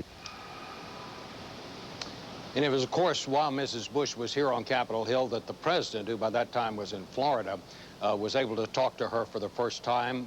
I talked, actually, to the president about this sometime later. He said, after he was assured that his wife was all right, he said the first thing he asked her was, are the dogs okay? And she assured him that they were, that they'd been taken down into the bunker below the White House. Quite a day. Back to you, Ed Bradley. Thanks, Bob Schieffer in Washington. Right next to Ground Zero is a small church that dates back to the American Revolution, St. Paul's Chapel. And ever since the attacks, it's been a refuge for emergency workers, and it's been a shrine to the victims of September 11th. CBS's Mika Brzezinski is live at St. Paul's Chapel. Mika? Well, Ed, St. Paul's Chapel is celebrating the volunteer spirit today because it is here where hundreds of recovery workers ate and slept for 9 long months as they worked at Ground Zero. And many of them came back today to relive the strength and the spirit that they found here. Family members and rescue workers flocked to St. Paul's this morning. Yet again, the chapel serving as a beacon for thousands. Ground Zero worker Pat Pinson put muscle into the recovery effort, but needed this place to mend his broken heart. It was a place you can go and relax and just get away from the noise and the stink. It was,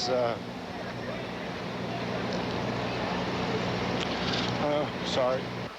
The chapel has stood through world wars, major fires, and 1 year ago today, the attack on America.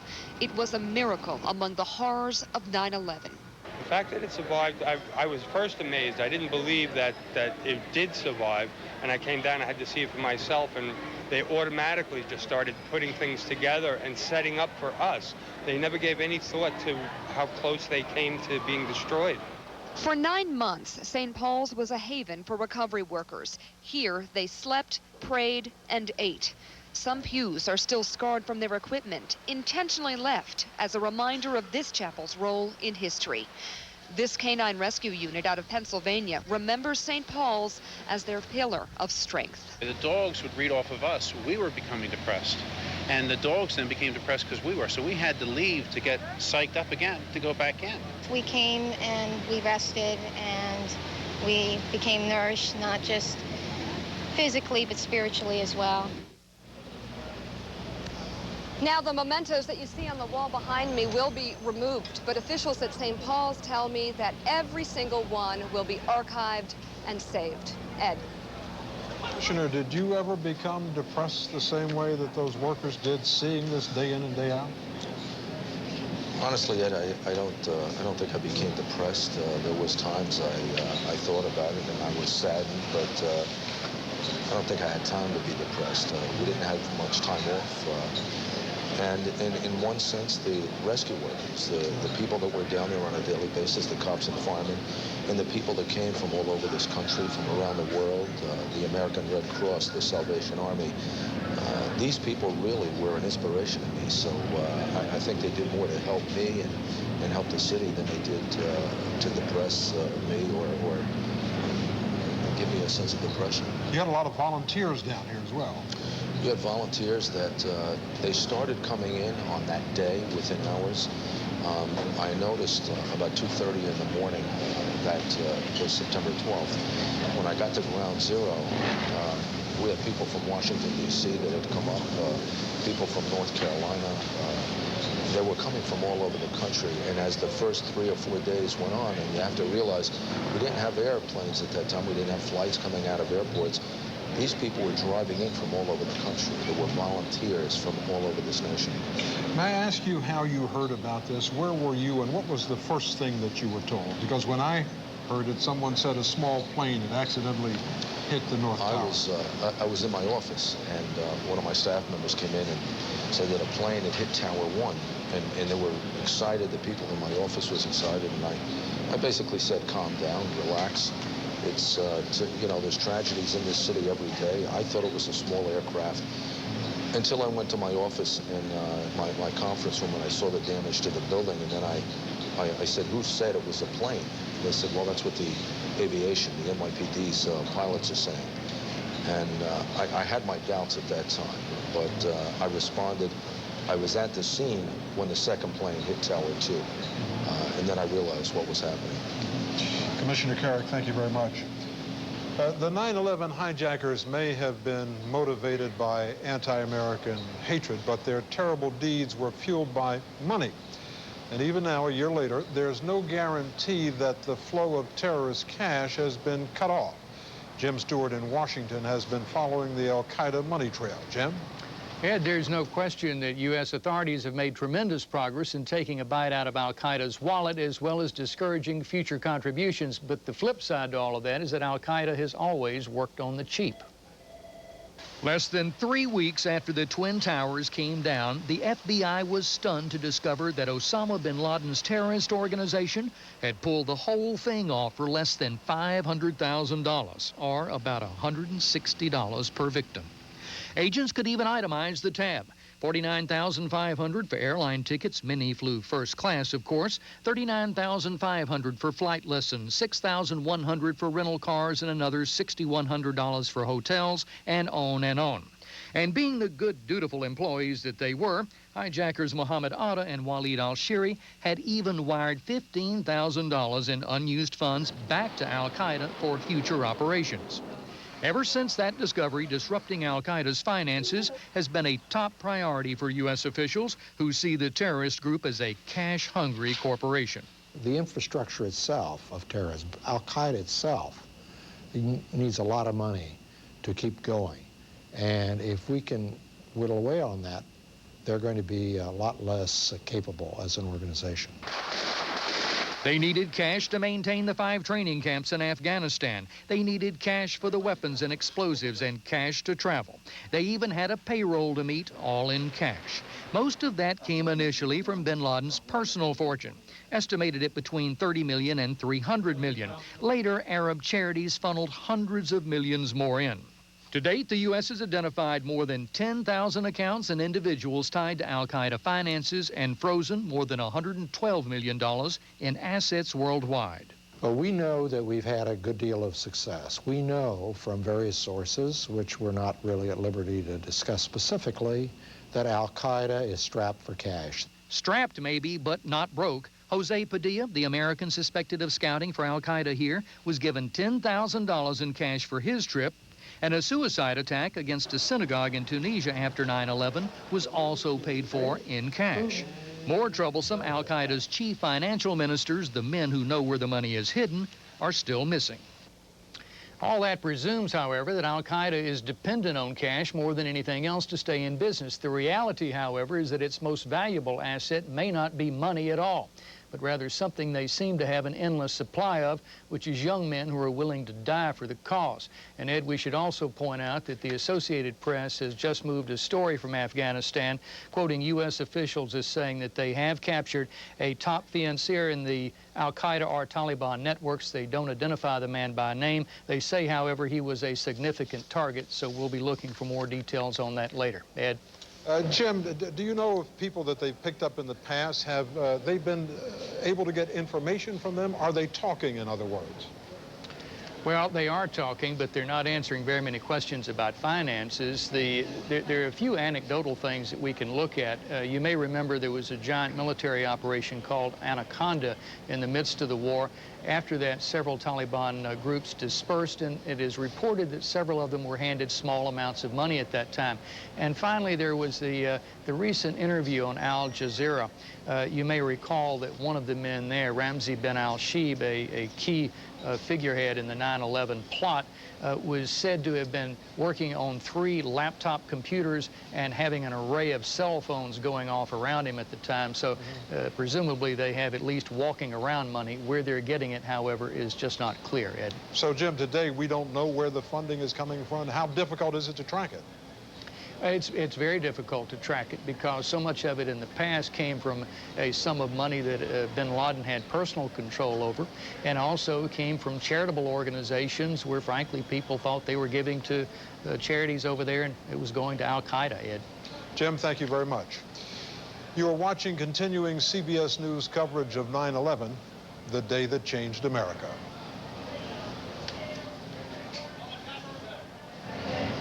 President Bush has arrived in New York after marking this anniversary earlier today at first the Pentagon and then in Shanksville, Pennsylvania. His motorcade is due here shortly. CBS News Chief White House correspondent John Roberts is across Ground Zero from me. John? Good afternoon to you, Ed. For President Bush, this is going to be the last stop in what has been a long day of mourning and tributes that for him began just after first light. President Bush first attended an early morning service at St. John's Church in Washington, beginning what Mr. Bush described would be a day of tears, prayer, and national resolve. For him, the day will culminate tonight with an address to the nation, in which the president will reflect on what we have lost, what we have learned, and what lies ahead. From St. John's, the president moved back to the White House, the flag at half-mast, wearing a flag pin inscribed September 11th, 2001 to September 11th, 2002, he led hundreds of White House employees in a moment of silence to mark that place in history where the first plane hit the World Trade Center. Across the Potomac, Mr. Bush paid tribute to the 184 people who died in the attack on the Pentagon. Wearing the mantle of Commander-in-Chief, he declared, while those people died in tragedy, they did not die in vain. What happened to our nation on a September day set in motion the first great struggle of a new century. The enemies who struck us are determined, and they're resourceful.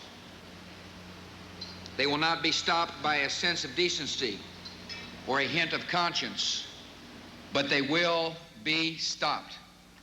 Making his way to Ground Zero, President Bush also stopped in Shanksville to honor what the president has described as the first counterattack of the first war of the 21st century. There were no speeches, only somber reflection for the brave souls whose selfless sacrifice saved untold lives, and words of comfort for those the 40 heroes left behind. When President Bush arrives here at Ground Zero in about 15 minutes' time, he'll do 2 things. He'll lay a wreath at the makeshift memorial in what is now known as the Pit, and he will also lay a stone which is inscribed with the presidential seal and the words, "Every life taken here, every act of valor performed here, the nation holds in honored memory." And the president is also carrying with him a memento that was given to him in the days following September the 11th when he visited the Jacob Javits Center and talked to the families of firefighters, Port Authority, and New York City police officers who were killed in the collapse of the World Trade Center towers. By the mother of one Port Authority police officer, he was given this officer's badge. You might remember that on September 20th last year, when he addressed Congress, President Bush held up that badge, and he's carrying it with him today. John, you were watching this from afar last year at 9/11. What strikes you about being at Ground Zero today, having spent the entire day there? Well, watching what happened in New York from afar, but certainly watching what was happening in Washington from close up. When the Pentagon was hit, and we thought that either the White House or the Capitol was going to be a target. But Ed, from where we were, even though you could see the pictures on television, it was impossible to grasp the enormity of what was happening. And I was one of few people at CBS who actually had no desire to come down and see what was then known as the pile, the ruins of the 2 World Trade Center towers sitting smoking in what is now the pit behind me. I'd seen disaster the world over. I'd seen the results of earthquakes in Turkey, the results of wars, and at that point, I didn't feel a personal need to come and see it here at home. But the one thing that you could not grasp, and this is what the president has said as well, that until you got right down to ground zero, you just had no idea how bad it really was. Thank you, John Roberts. Commissioner, let me ask you, what is the one memory from that day that sticks with you? Yeah, I think I guess over time there'll be 1,000 memories, but I guess in reflection, the people jumping from the buildings as I arrived at the scene, Flight 175 as it exploded over top of me and my staff, and I guess most importantly, the faces of the family members were in the police headquarters auditorium that I had to go back to that evening and tell them that their loved ones were missing. Briefly, do you think that the city has changed? I think the city's changed. I think the entire country has changed. We've been transformed in a number of different ways.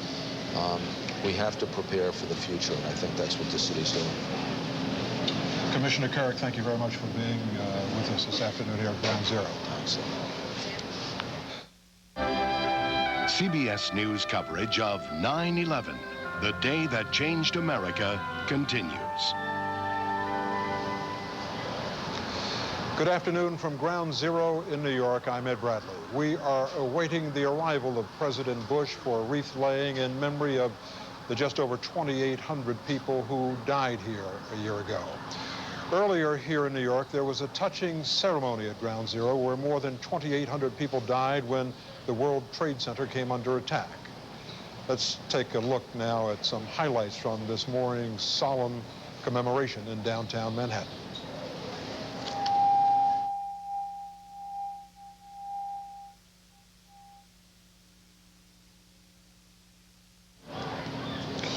Well, we've lost our signal there. We wanted to show you some of what went on this morning. I think if I had to recall one memory from everything that happened today, it was the reading of the names.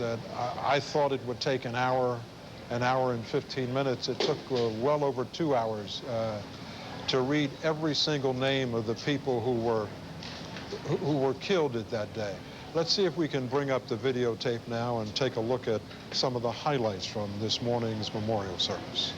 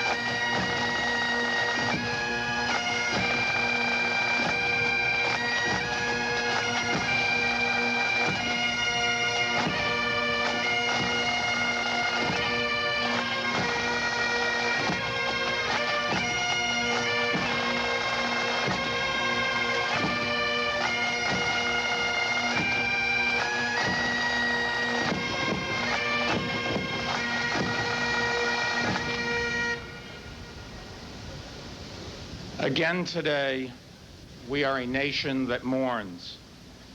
Again today, we take into our hearts and minds those who perished on this site 1 year ago.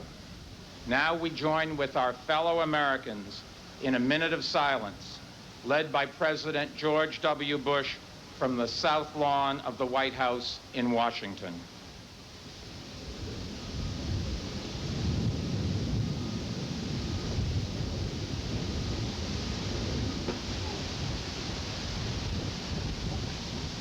Governor George E. Pataki.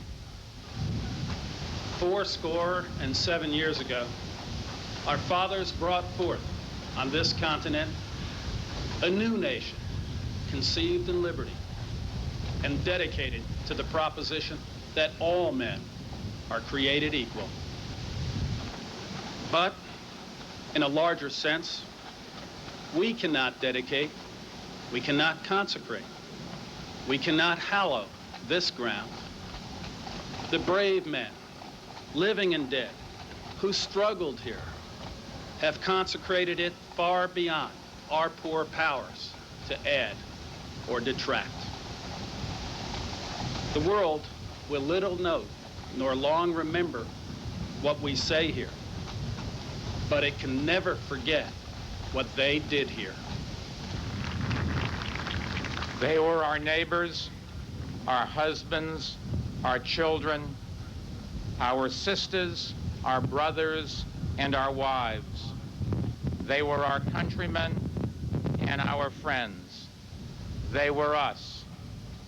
Mayor Rudolph W. Giuliani. Edelmiro Abad. Maria Rose Abad. Andrew Anthony Abadi. Vincent Abadi. Lawrence Christopher Abel. Walter Barron. Gerard A. Barbara. Paul Vincent Barbaro. James William Barbella. Ivan Kyrillos F. Barbosa. Colleen Ann Barkow. Davo Michael Barkway. Matthew Barnes. Sheila Patricia Barnes. Evan J. Barron. Renee Barrett Arjun. Natalie Barrios La Cruz.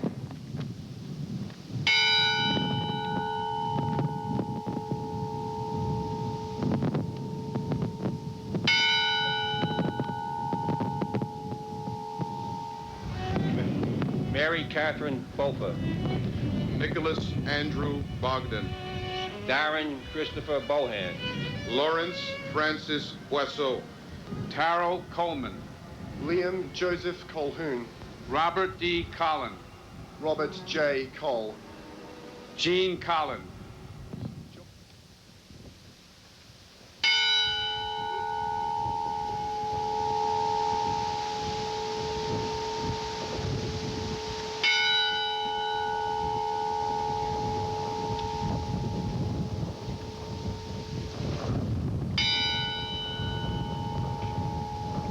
Michael F. Lynch. Vincent S. Morello. Takashi Ogawa. May God bless the victims. We love you all. May God bless America.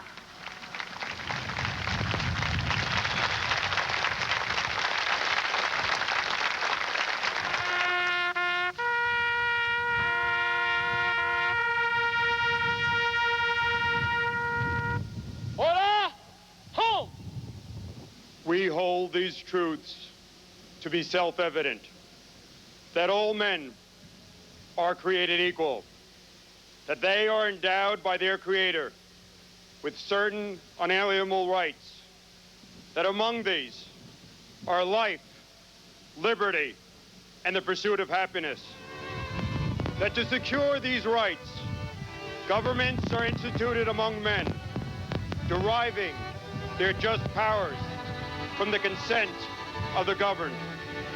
And for the support of this declaration, with a firm reliance on the protection of divine providence, we mutually pledge to each other our lives, our fortunes, and our sacred honor.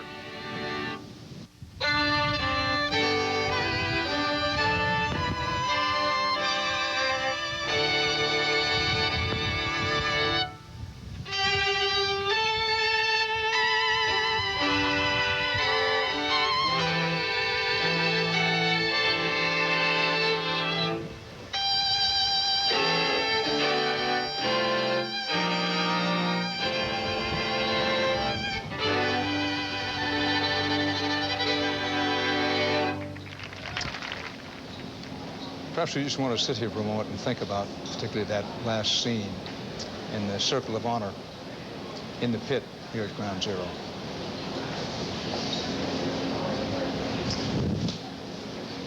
Now, the events of a year ago are burned so deeply into all of our minds The men and women of CBS News who reported the awful news of that day and the days that follow look back now to remember the day that changed America. Just about that time, the first tower began to collapse. And you look like the building's falling down. There was a screaming of metal. It was the sound of steel on steel. Your eyes are drawn up to the top of the building, and the top of the building just began to peel off and fall down. The back of the building bowed out, it bellied out, and almost like jello. It was a liquidy, can you believe it? A concrete building actually seemed liquidy, blew out, and then started to melt its way down. And for me, it was all happening in slow motion. I mean, I still remember the sound. I still remember the pace at which the building, parts of the building began to fall. It seemed like slow motion standing there. You could almost see the pressure explode each floor as it went. And there was this sound of metal on metal and glass on glass, and the best way I can describe it, it was just a screaming sound. People were jumping, and I remember hearing screams from the crowd below as this building fell on top of them. And I just stood there. I couldn't move. Everyone started running, and I just was sort of memorizing what I was seeing and trying to believe it, and I don't think my brain would let me believe it. All of that I see in slow motion still to this day. But again, it was, what, 900 feet up? And while they looked relatively small from the ground, the pieces of this building, it was a couple of floors worth of concrete that was coming down right where we were. And then you start hearing debris hit the ground. And it gets louder, and it gets closer. Still seems to be in slow motion. And then at some point, you realize that objects that you once stood next to, or that you could see, were now being hit.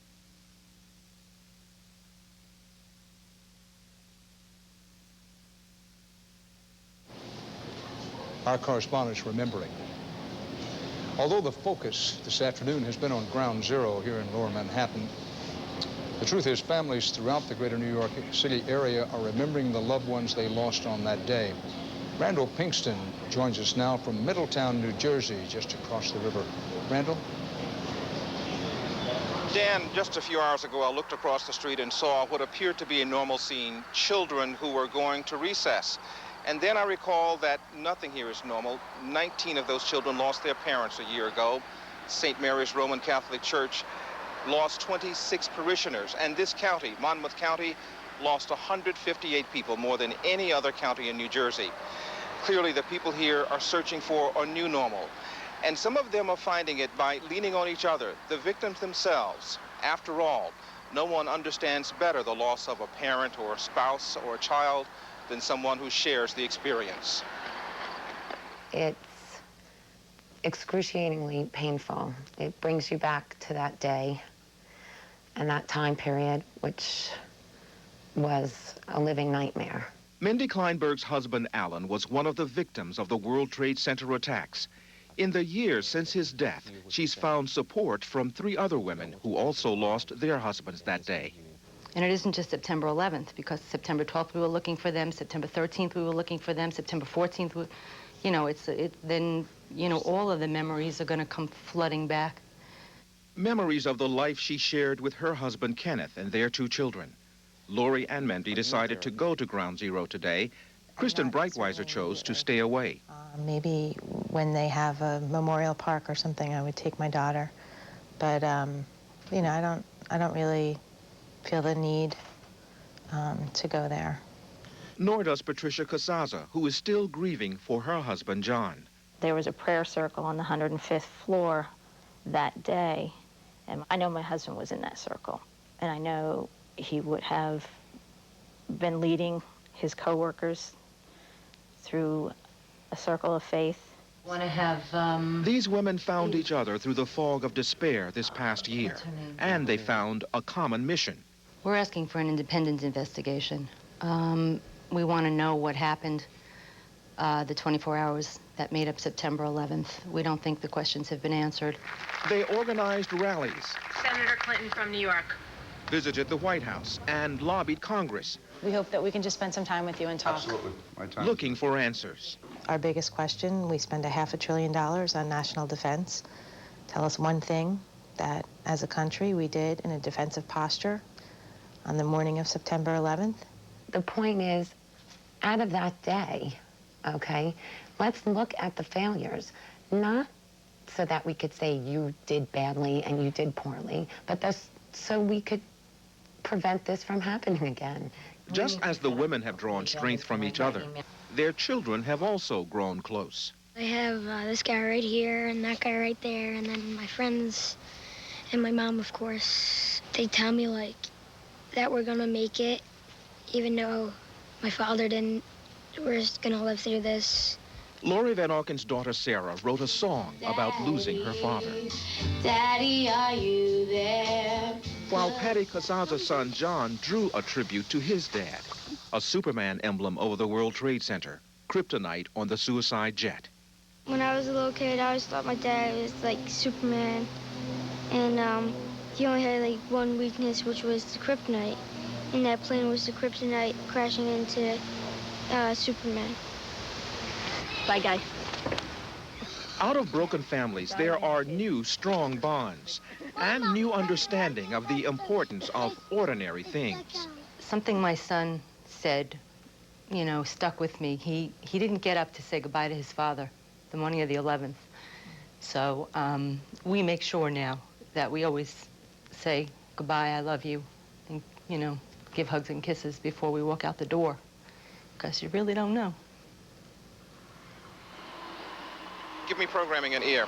Now, from New Jersey, here back live at Ground Zero, President Bush has just gotten out of his helicopter, and despite winds in the 35 gusting to about 45-mile-an-hour range, they flew the helicopter in. The president has entered the presidential limousine and will now be motored to have a look around Ground Zero, including this circle of honor down in the pit at the heart, in the marrow of Ground Zero.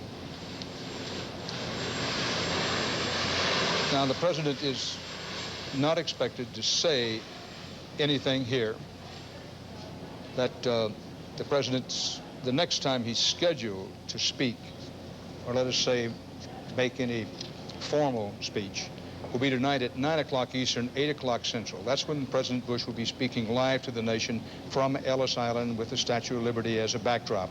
Right now, he's simply being motorcaded from his helicopter to Ground Zero, where he can pay his respects.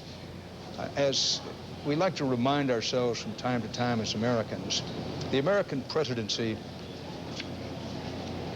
by constitutional command, the president is both the head of state and the head of government. Whereas in Great Britain, the Queen or the King is head of state, and the Prime Minister is head of government. In our system, the two are combined with the president. So the president does things such as the ceremonial rituals, very important ceremonial rituals such as those today, and is expected in his oratory to speak to the ethos of the country as head of state. He also has to make those tough decisions as head of government, such as whether to start a new war in Iraq, for that matter. Ed Bradley, something occurred to me when Randall Pinkston was in his report talking to the widows. One, it occurs to me, it's tough. It's really tough to be widowed in the way these women, most of them young women, still young women, have been. The other was that I remember that 9/11, I knew that people were jumping from the buildings. But one, I couldn't bring myself to report it. It was a form of self-censorship, if you will. And two, like so many things that happened that day, it was just so almost incredible. Although I knew it was confirmed, double confirmed, triple confirmed, something within me said, you know, I just can't believe that's true. I heard in the film that will be rebroadcast, the two French brothers made following that one fire company. They're tracing the route of a Proby, a rookie fireman that day. One of the firemen said, in listening, every time they turned or they heard that noise, they knew that sound, and they were inside the World Trade Center with the cameras at, that was another person who had jumped. And one of them turned to the other one, and he just said, what could be so bad? Just think of this, up there, that it would cause someone to jump. Well, now we know what could be so bad. It was literally that towering inferno. And those people had the choice. I stand here, I stay here, and I die painfully, horribly burned, or I leap to my death. And some made the second decision, and frankly, who are we to question it? It's a tough choice. It's a choice no one wants to have to face, and too many had to face it that day. Our CBS News coverage of the day that changed America will continue in just a moment.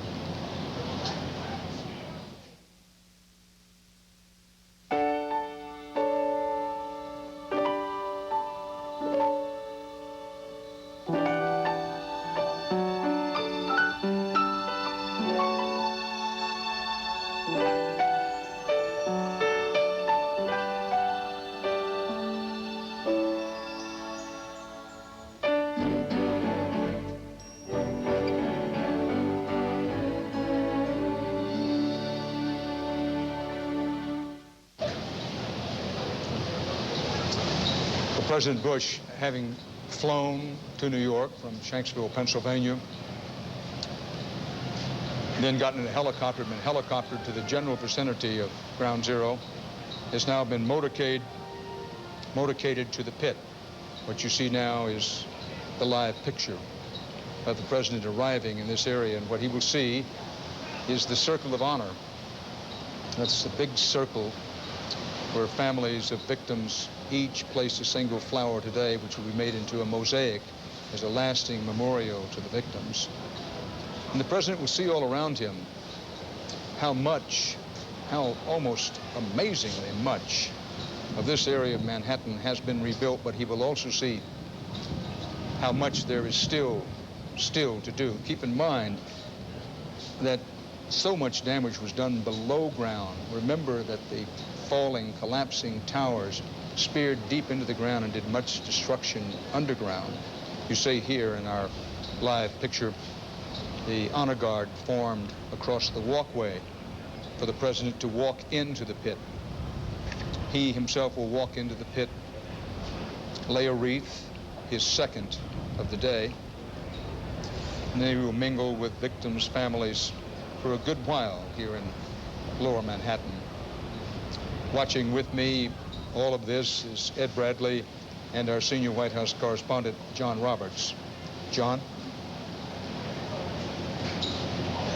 Came here to New York City to witness the World Trade Center. September 14th, I believe, was the date. The president said that he just could not have been prepared by any of his aides for what he saw here. He described it as a living nightmare. And it's also the place where it could be said that the president found his voice in the early going after September 11th. You might recall that on the day that the towers collapsed and the Pentagon was hit and Flight 93 went down, there was some concern about why the president didn't come right back to Washington, that he may have been somewhat halting in his first response, why he flew to Nebraska and then came back to Washington. But there was that scene where he was there with all of the firefighters and the rescue workers, and there was that crushed fire truck there. And the president hadn't planned to say anything that day, but he climbed up on top of that fire truck and he was handed a megaphone. And all of the chanting began, and the firefighters and the rescue workers were chanting, USA, USA, USA.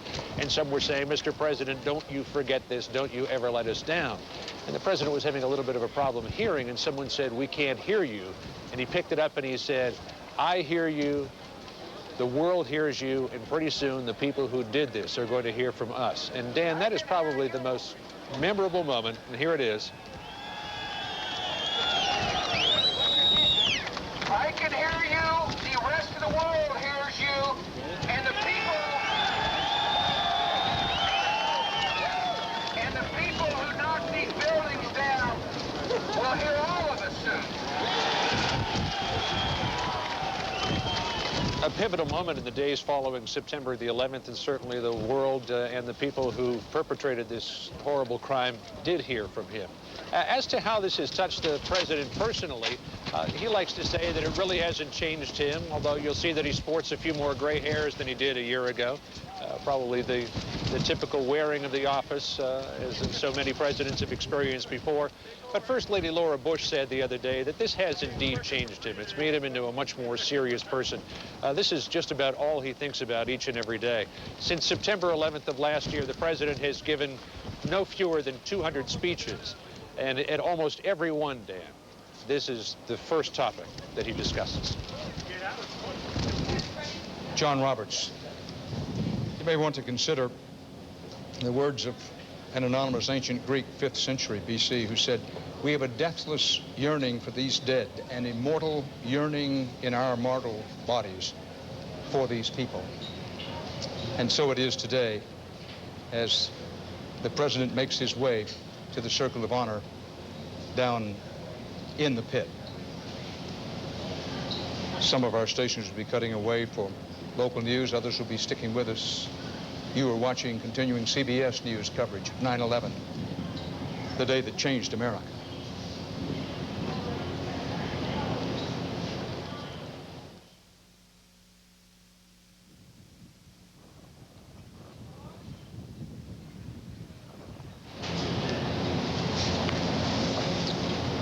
Live from the cusp of the pit in Ground Zero, you're watching as President Bush makes his way to the pit to lay a wreath, as I said before, his second of the day. Watching with us all of this, CBS News correspondent Byron Pitts. Byron? Dan, it has been an incredibly moving day here. I was struck by having been at Ground Zero on September 11th a year ago. We watched all that debris float to the ground. This morning I was struck by all the things that were floating up from the ground because of the wind. There was that moment that you talked about when a gust of wind stirred up the dust and it covered the crowd, and there was some concern about the well-being of the family members who were there. I talked to a woman named Peggy Gabarini. Her brother is a lieutenant for the New York City Fire Department, one of those who died.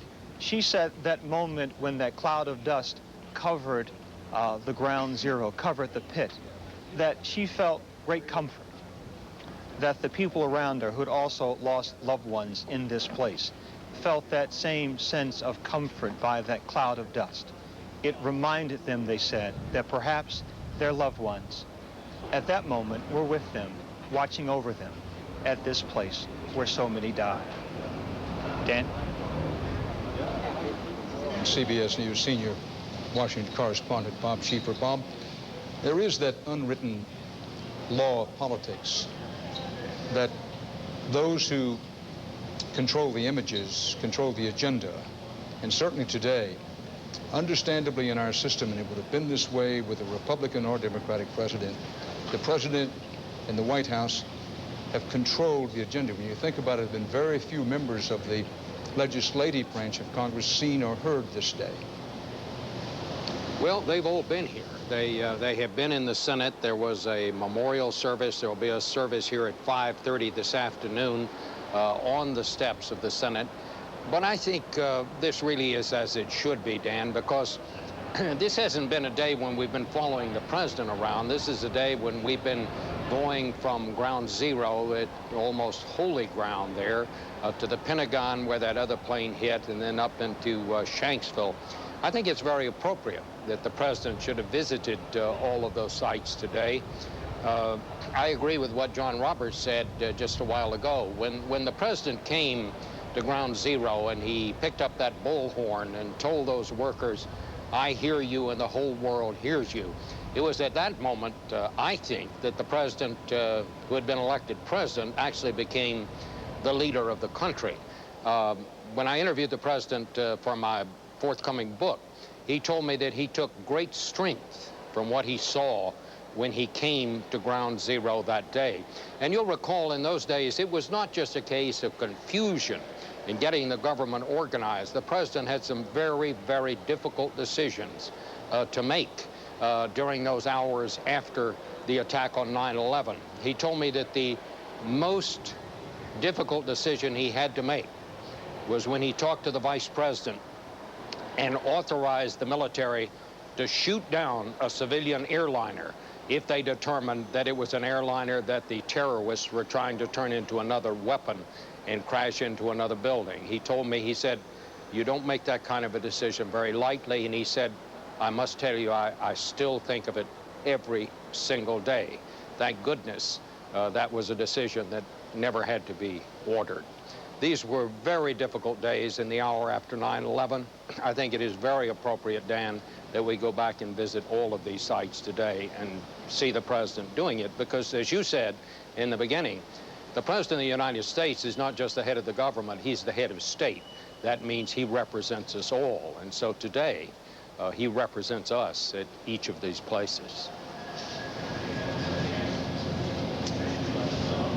Back at New York's Ground Zero Live, we just wanted to pause for a moment and let you absorb this scene while we do the same.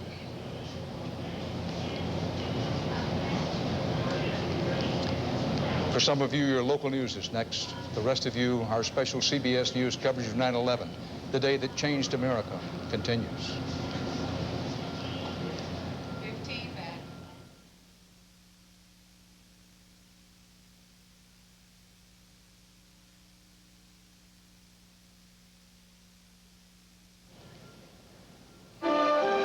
CBS News coverage of 9/11, the day that changed America, continues.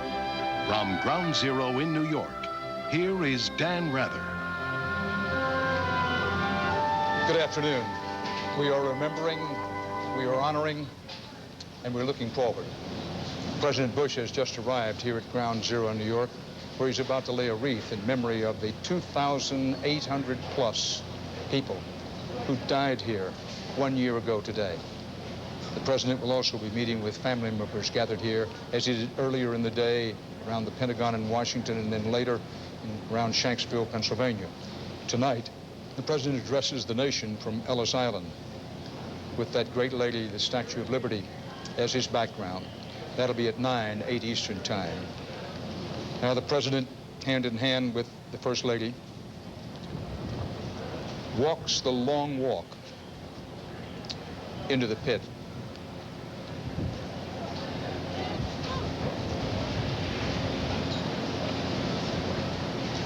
You heard the present arms.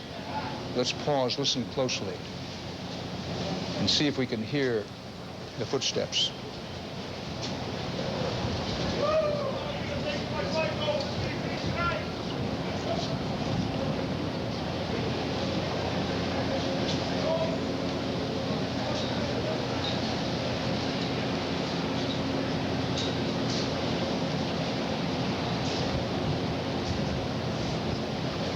Ed Bradley, it's remarkable in a city this size at this time of day. It's rare you will hear, well, rare you will have that kind of silence. It is remarkable listening to it. Looking at those people who are lining the ramp down to the Circle of Honor. Most of them are what they call in the trade uniforms. Uniformed officers. There are a handful of civilians in there. I saw some white hats who had worked at the Ground Zero site there. Most of them are members of the NYPD, the police department, the fire department. There are state troopers there, members of the Port Authority, uniformed members of the New York Port Authority, which ran the Trade Center, which controls the bridges and the airports in this city and also in Newark. And as I said, just a handful of civilians who were wearing the white hat going down towards that Circle of Honor. You could hear a pin drop down there. It's so quiet. Again, Ed, let's just watch for at least a few moments.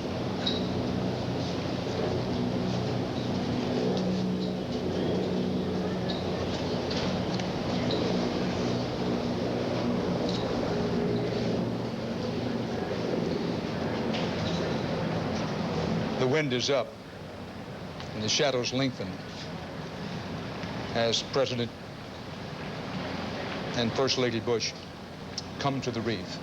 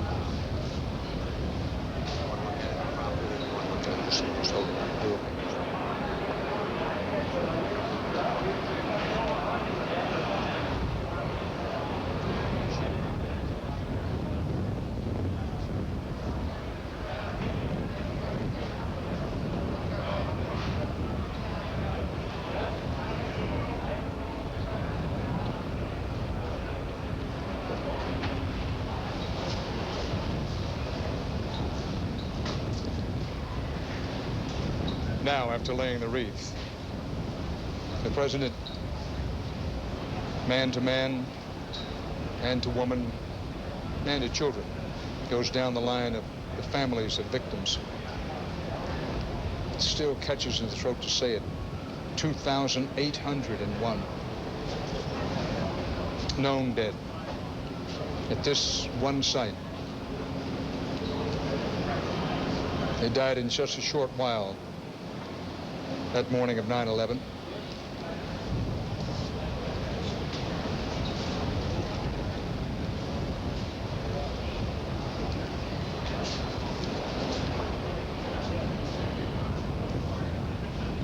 You know, here as he's been doing all day and doing so, well, there's no other word, I think, magnificently well.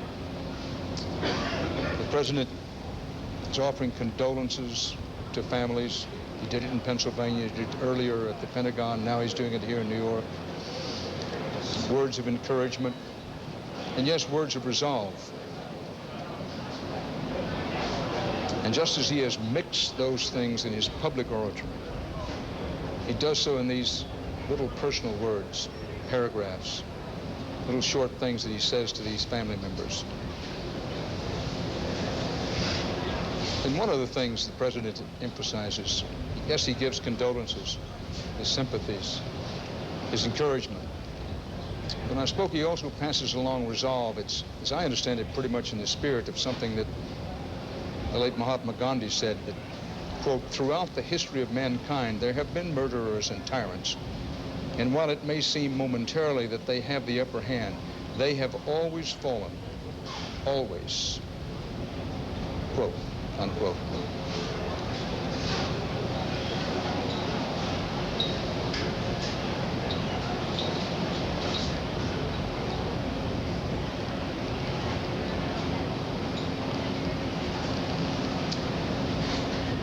Now, some of you will have your local news next.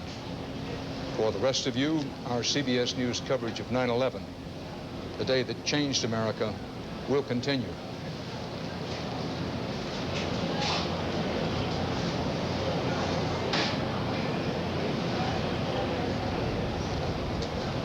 Back live at Ground Zero in New York as President Bush and the First Lady,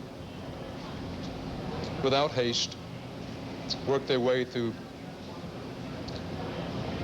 the saying of good things to family members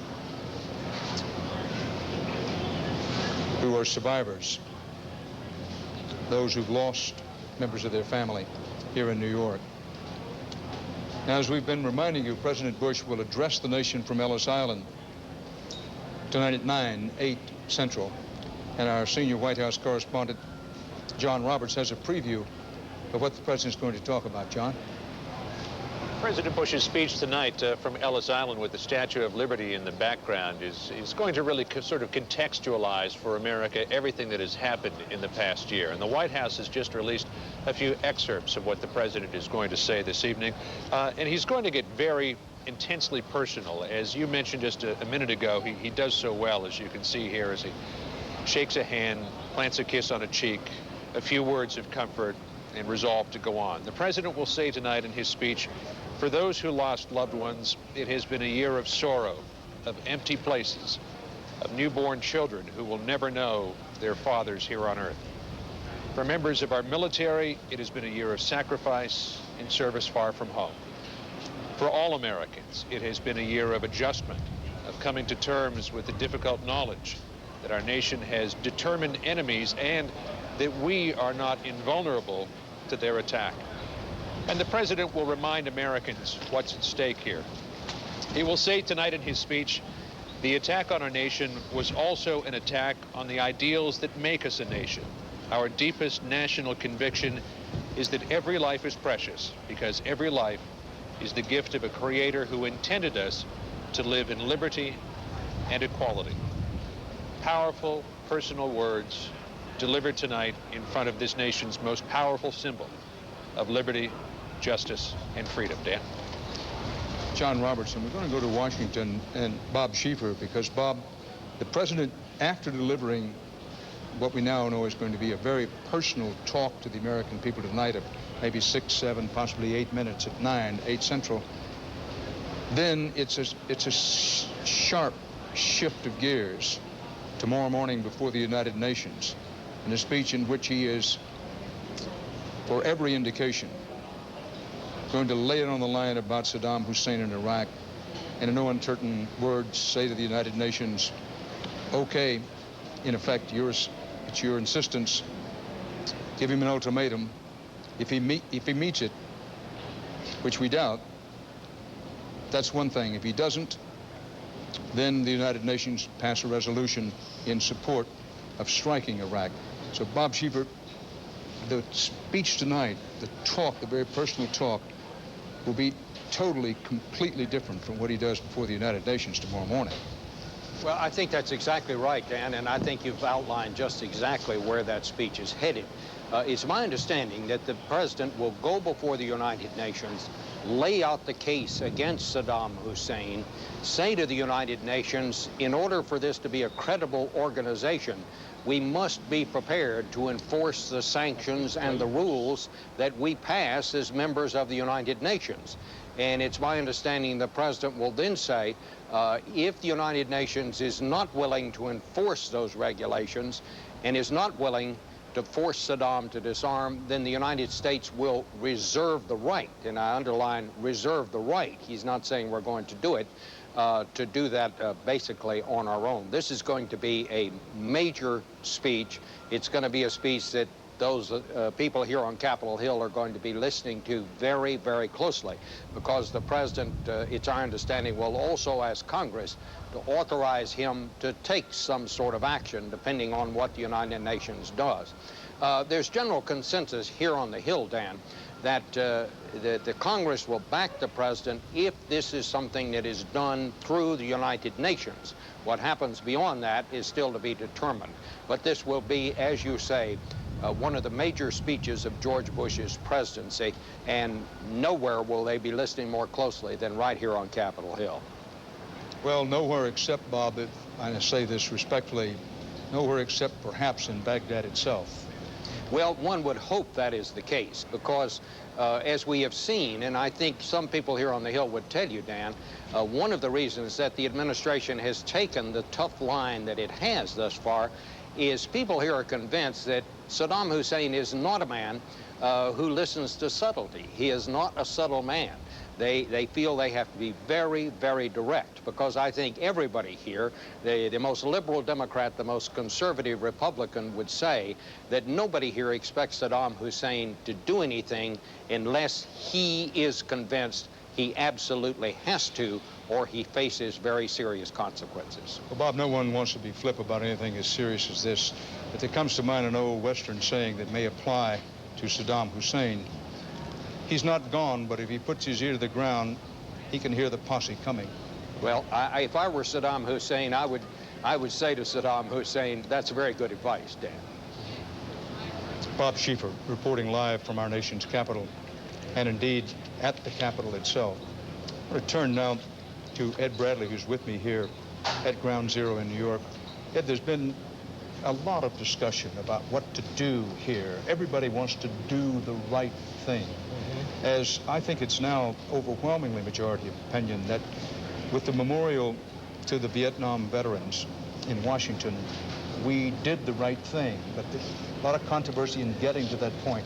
Now, somewhat the same thing is happening here. Everybody wants to do the right thing, but nobody knows quite what to do. What do the families want to do? Well, the families want a memorial here. Most of them do. I mean, we've done some polling and talking to the families of the victims of 9/11, and also to New Yorkers in general. And most people say that they want to see something built here, but they don't want something as tall as the World Trade Towers were. They don't want a replica of that.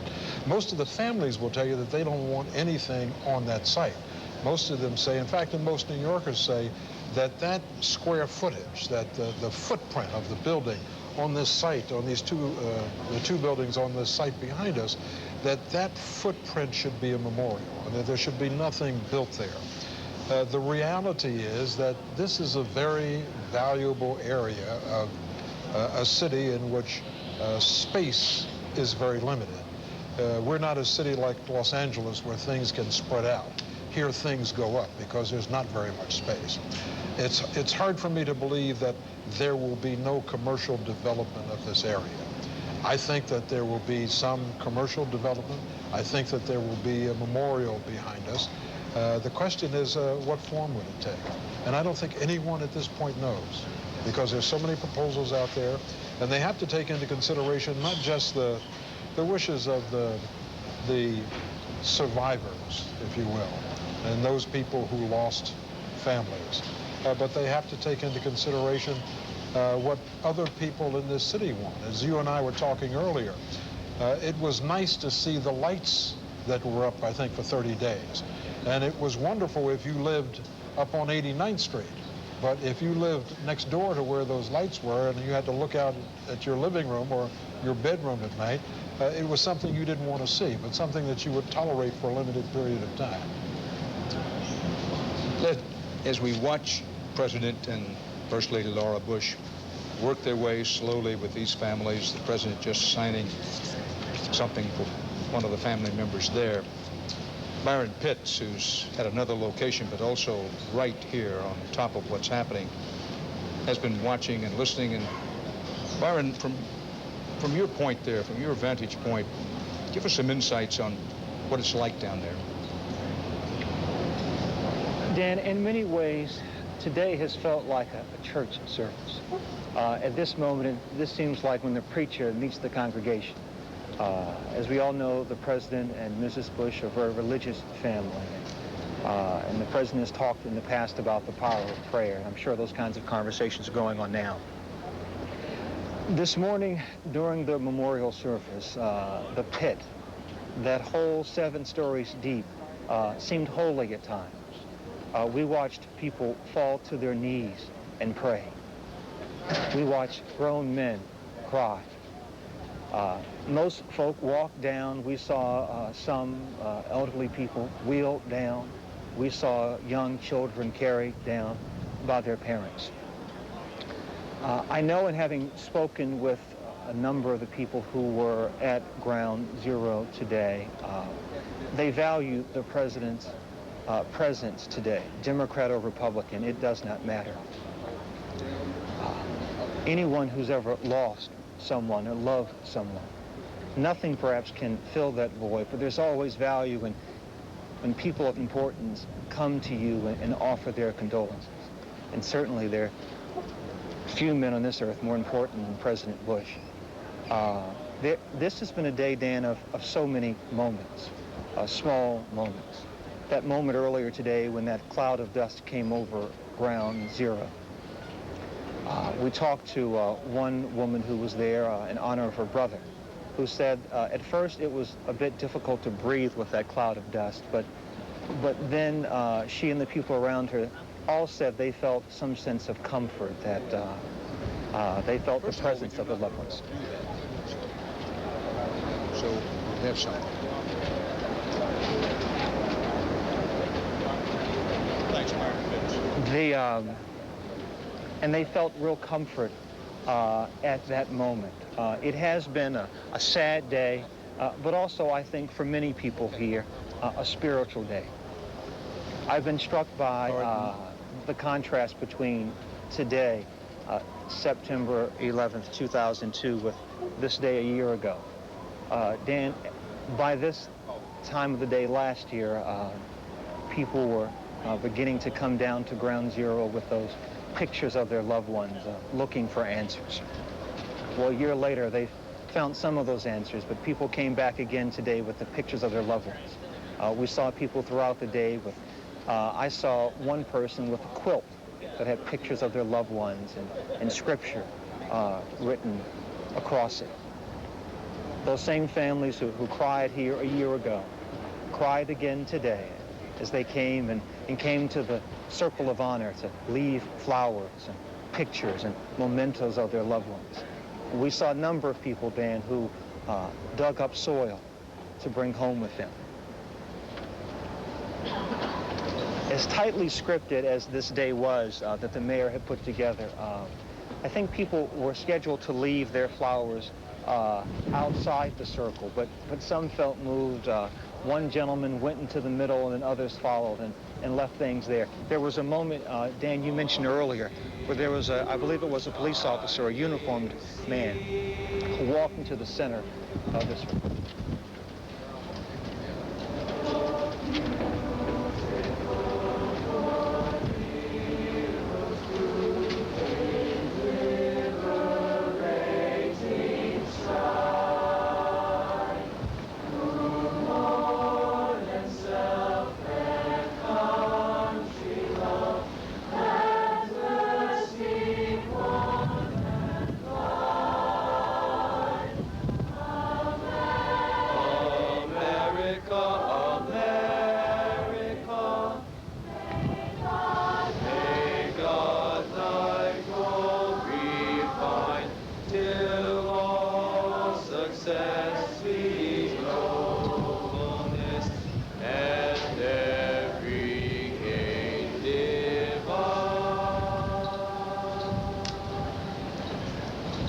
Well, an apt stanza from America the Beautiful regarding today's memories.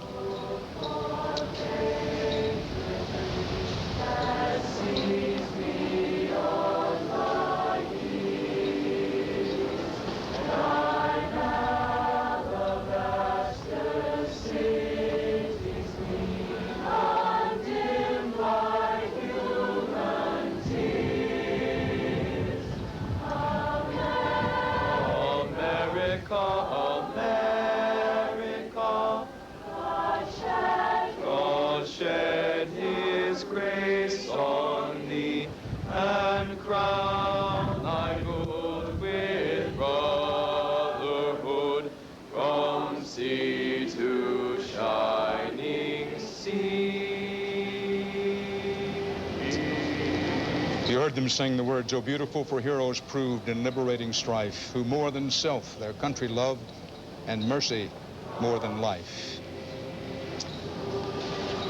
Well, with the strains of America the Beautiful in the background and President and Mrs. Bush slowly working their way to their exit, the thought comes to mind that it's hard as a nation to so willfully remember a day that so many would rather forget at least in its brutal details. But the brutal details live on in our minds, in the museum that is our mind, and they are no small part of the story itself. Isolated tragedies are mourned by individuals and families.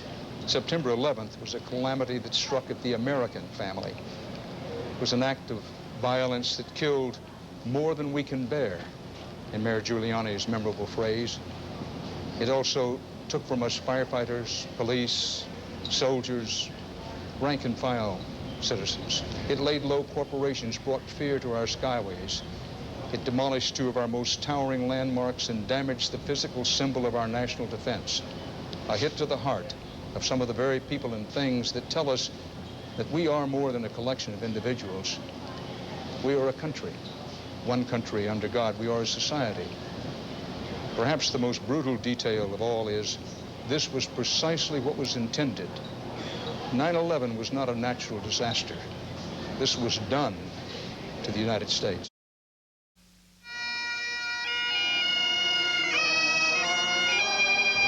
The sounds of patriotism and American pride are riding high as East Tennesseans reflect on a day that changed America. There's reminders every day, so it's hard to be totally removed from it. And East Tennessee parents who lost their son in the 9/11 attacks reflect on the past year. Also, a woman now attending the University of Tennessee tells us what she saw in New York 1 year ago today. Your news is next.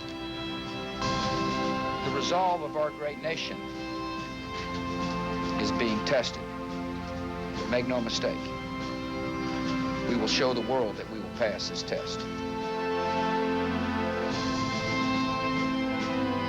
Thank you for joining us on WVLT Volunteer TV News this evening. I'm Liz Tadone. And I'm Alan Williams. Thanks for joining us. Before we get to our Team 8 coverage of the anniversary of the terrorist attacks, we have breaking news in North Knox County tonight. The Knox County Sheriff's Department has confirmed that a 17-year-old Knox County girl is being treated at Children's Hospital after being stabbed this afternoon, and our official reports indicate that the Carnes High School student was shoved from her bus and then stabbed in the neck by one, maybe two other girls. Children's Hospital spokespersons tell us the girl is in good condition, alert and talking, but no word yet on what caused that scuffle. At least one other student has been taken into custody, and we'll have more information as it becomes available and a complete report coming up a little later on. In other news tonight, the attacks of September 11th immediately created security concerns at Department of Energy facilities in Oak Ridge. Some of the DOE buildings store nuclear materials. Others are home to highly sensitive research.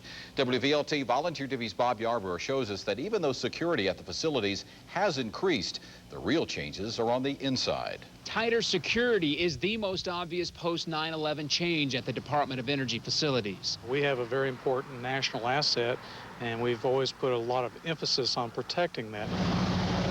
Bethel Valley Road leads to the Oak Ridge National Lab and was turned from public to private soon after the attacks. A 24-hour security portal now stands guard to the lab. You'll find the real post-9/11 changes a few miles inside those security gates. And while the changes may not be visible to the naked eye, they're quickly gaining worldwide attention. Sense of urgency and the pride of the researchers. I think they understand it's very personal now after 9/11. The two signals are another degree of specificity. Many ideas developed before the attacks are now reworked with our nation's security in mind. And we have the infrastructure to do this and the expertise, the people, a lot of equipment, and we'd like to put it to use to protect our country. Technology designed to detect if explosives are present at an airplane crash site can now determine if a passenger has recently handled explosives. Contamination to an area's water supply can now be detected almost instantly. This research was originally done for an industrial purpose. So what we're hoping here is to have one small part of the puzzle where all of the parts taken together can give us comprehensive protection. A new way of thinking, possibly leading to a new sense of security, inspired by a day that was quite the opposite. Bob Yarbrough, WVLT, Volunteer TV News. Now, several hundred Oak Ridge federal workers who are responsible for our national security marked the 9/11 anniversary this morning with a special ceremony. They gathered outside DOE's federal office building for a flag raising and a moment of silence for those who lost their lives a year ago. Meanwhile, another American flag flew at half-staff. I mean, I think it helps us remember. It helps us remember those families, helps us remember what our country's all about, and most important, I think it helps us to get behind our leaders as far as the decisions that are going to be hard in the future. Members of the Oak Ridge High School Band and the Farragut High School Color Guard also participated in DOE's 9/11 program. Oak Ridge students now have a permanent hands-on history lesson to learn about the 9/11 terrorist attacks. A steel beam salvaged from the World Trade Center ruins is now displayed on the Oak Ridge High School front lawn. Students and school leaders dedicated the monument before a crowd estimated in the thousands. Oak Ridge history teacher Ken Center lobbied New York officials for nearly a year to get 2 steel girders from Ground Zero to preserve the horror of the 9/11 attacks. In the past year, there have been threats of more attacks, including chemical and biological warfare. One area hospital has a first response to combat terrorism, and it was already in the works before last 9/11. Blunt Memorial Hospital is one of a few in the state to have a first responder unit to a chemical or bioterrorist attack. The plans were actually in the works before 9/11, but now having this decontamination unit will ensure deadly germs don't get through these doors. If the hospital becomes contaminated by one individual walking in, we're shut down. This is how the decontamination unit works. If you came in contact with a foreign substance, you would enter the trailer, well, backwards. Which is actually our dirty area. And then there are showers in there. And we have portable units that will actually run hot water heaters. And then they go, after they've gone through the scrub down and so forth, then they're brought out of the vehicle or into another compartment where they can dress in clean clothes such as scrubs and then be taken right into the hospital. Inside, Blunt Memorial Hospital staff is always on standby for an emergency. They've been drilling here for years, but since September 11th, those exercises now have new meaning. We had an event where staff actually went through the policy and procedure to the T, and it was great. Turned out to be totally nothing. In the meantime, Blount Memorial Hospital officials are rallying with local law enforcement agencies to perfect the lines of communication. Obviously, you think with the size community in our population, we're not at great risk of a bioterrorist event, but we certainly know that we want to be prepared.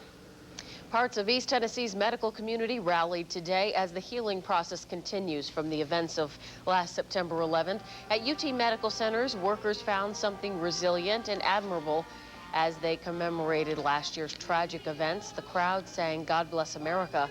A flag was then raised and then lowered to half staff in recognition of this patriotic day.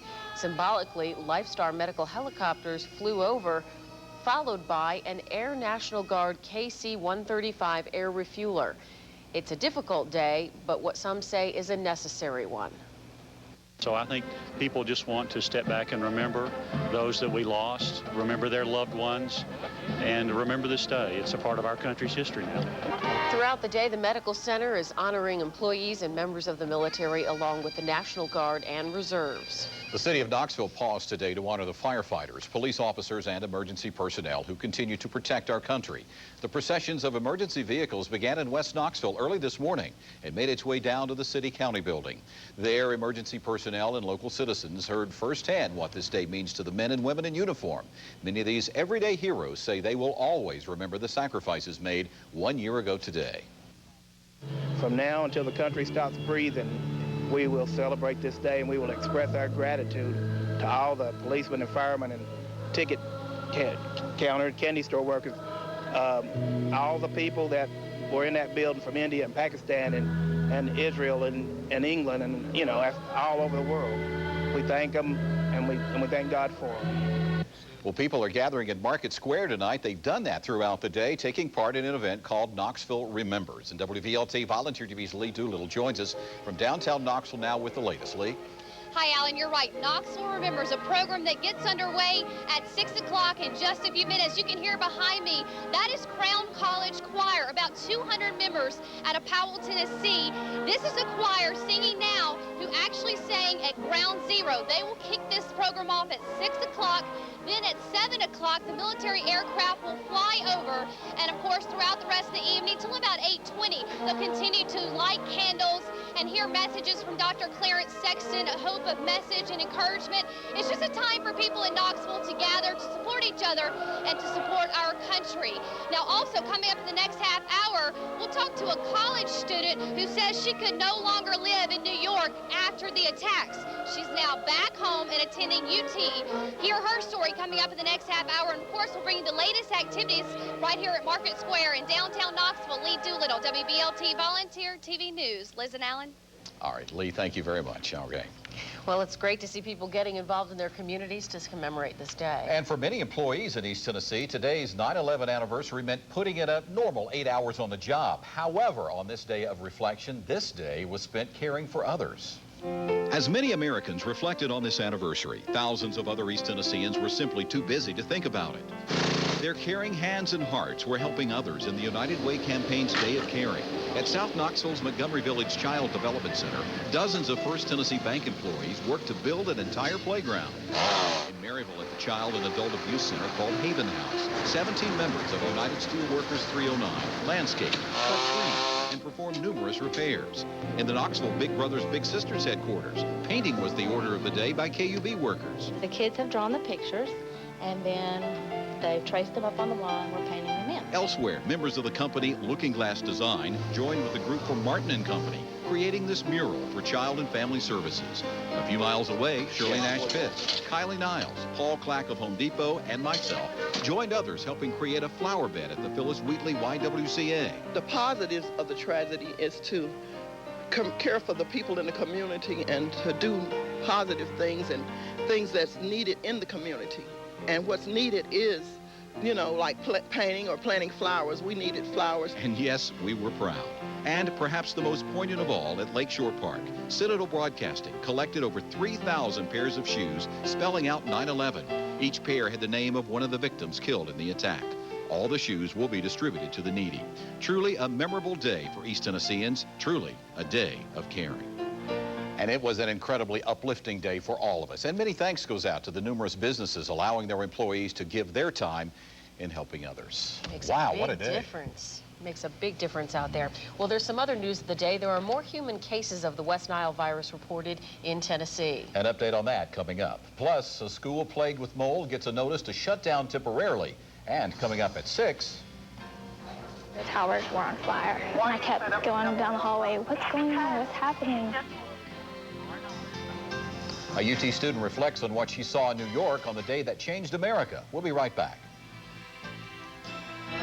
You're watching Alan Williams, Liz Tadeau, Craig Edwards, and Rick Russo. Taking action for you. This is East Tennessee's only news hour. WVLT, Volunteer TV News at 5. In fact, mold problems are forcing an East Tennessee high school to shut down and send the students home. Heritage High School in Blount County will close for 20 days beginning Monday. Several students are reportedly sick as a result of the mold. Workers are expected to begin cleaning the school this weekend. The Blount County Board of Education made the decision to close the facility at a special meeting Tuesday night.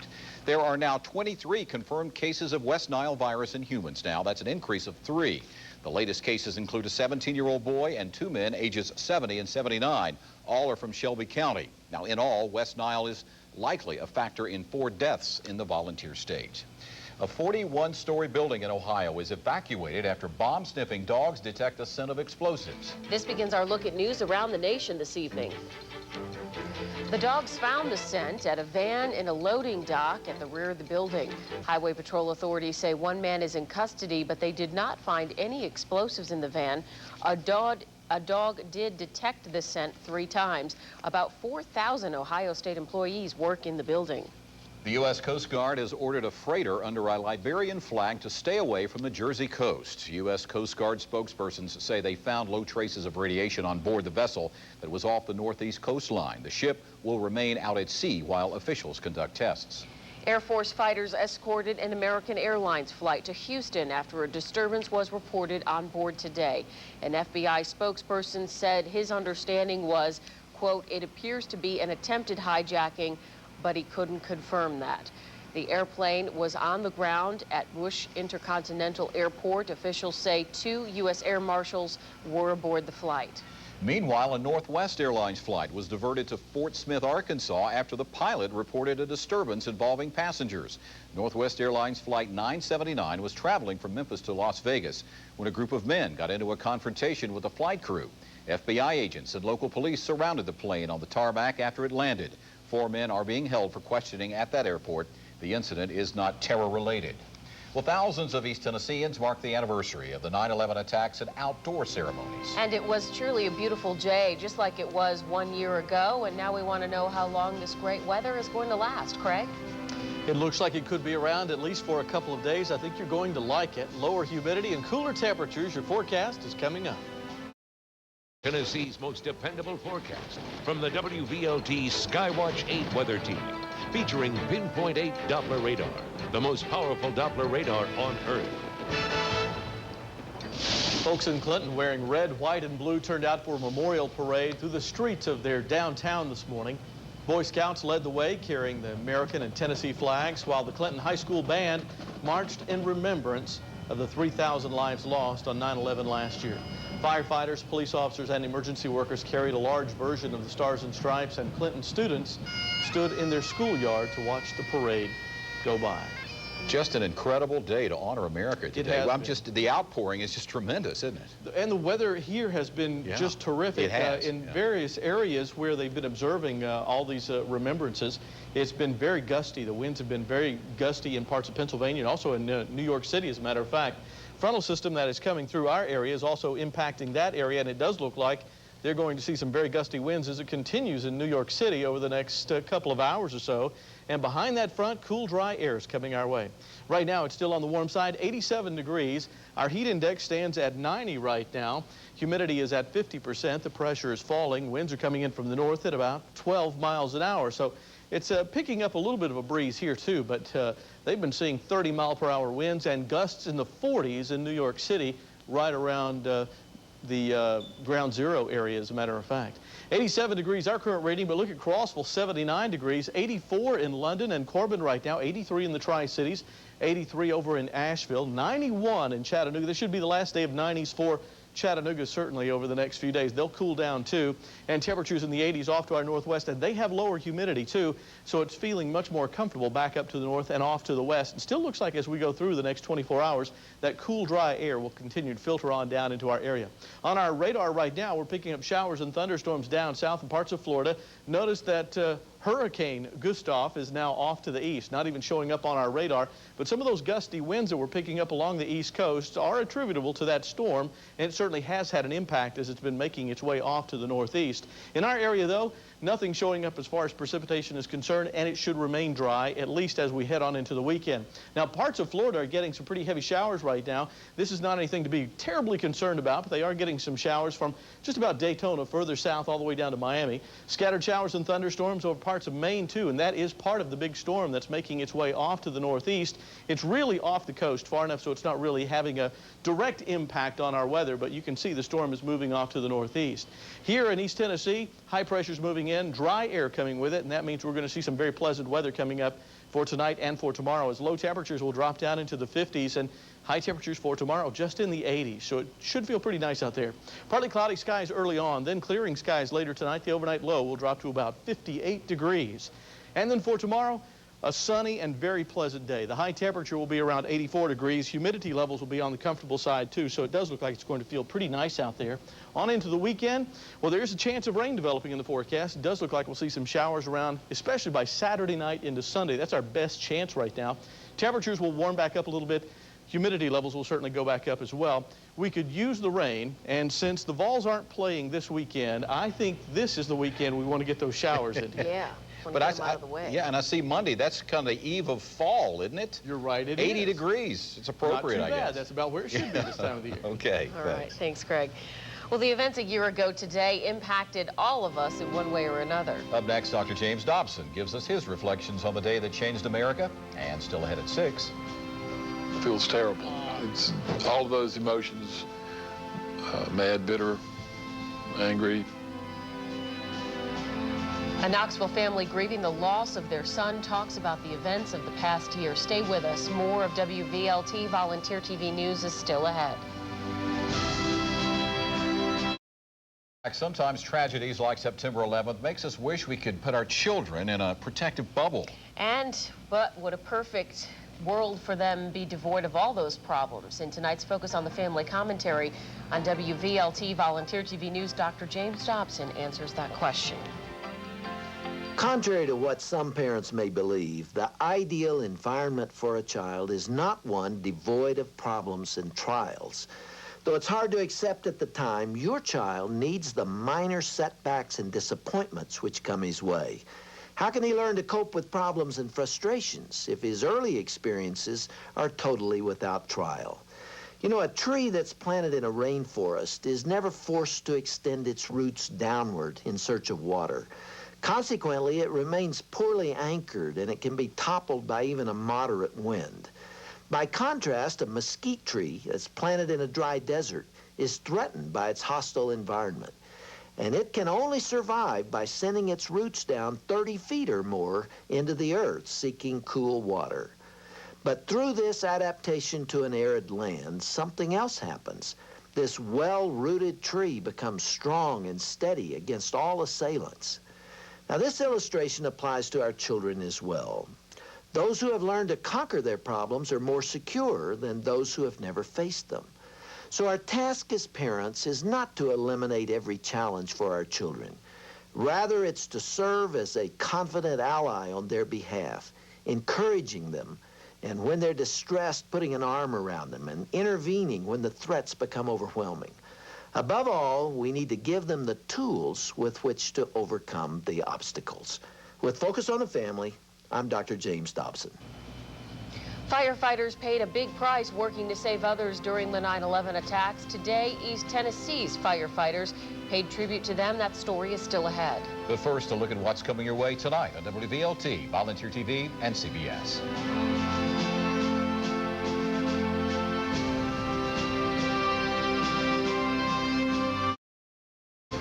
It's hard when he's not there. It's a very obvious empty place at the table.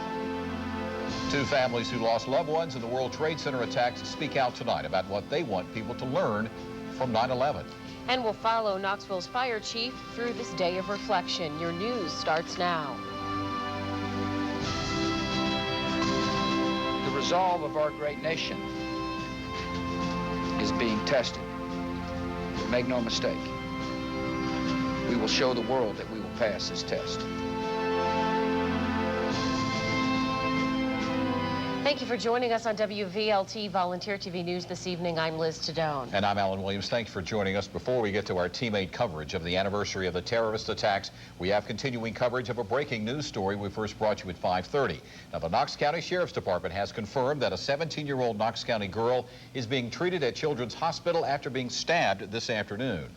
Knox County Sheriff's deputies are still on the scene at this hour on Woodsmith Road in the Carnes community, and that's where at least one student has been arrested in connection with that stabbing. Now, our initial reports indicate the Carnes High School student was shoved from her bus, then stabbed in the neck by one, maybe two girls. Then the next thing I know, one white girl standing in the back pulled up the handle, and two black girls and the white girl came barreling out on the hood of my car. And the one white girl wearing red started stabbing the other white girl, the other black girl wearing white, and they continued to stab the girl until they got her to the ground. And then two other bystanders took over and started giving the towels and administering to the bleeding, and then I called 911 and got help. We now head live to Children's Hospital, where spokespeople there are telling us the girl has been transferred non-emergency. WVLT Volunteer TV's Kelly Parker is standing by live there. Kelly? That's right, Liz. We were told by Children's Hospital officials the Carnes High School student is now in good condition. She is in her room. She is up speaking with nurses and doctors. We're also told that Knox County school officials, as well as the victim's aunt, are in there with her at this time discussing the incident that took place. We have been told that her mother is right now at the juvenile center speaking with investigators on exactly what took place in this incident where her daughter was stabbed. We'll, of course, keep you up to date as information becomes available to us. Again, she is in good condition here at Children's Hospital. Standing by live, downtown Knoxville, I'm Kelly Parker. Back to you, Alan and Liz. All right, thanks, Kelly. Well, now back to our coverage of the 9/11 events. It's a difficult day for a West Knoxville family that lost their son in the terrorist attacks. John and Pat Lenore's son, 39-year-old Rob, was a financial advisor who worked on the 104th floor of Tower 2. WVLT Volunteer TV's Chloe Maroney joins us now with their story. Chloe? Well, a year has passed, the sting has subsided, and the rage relented for the Lenores. They want their son's death to inspire others. John Lenore received a call from his son Rob after the first plane hit the tower. Rob told his dad he was all right and exiting Tower 2.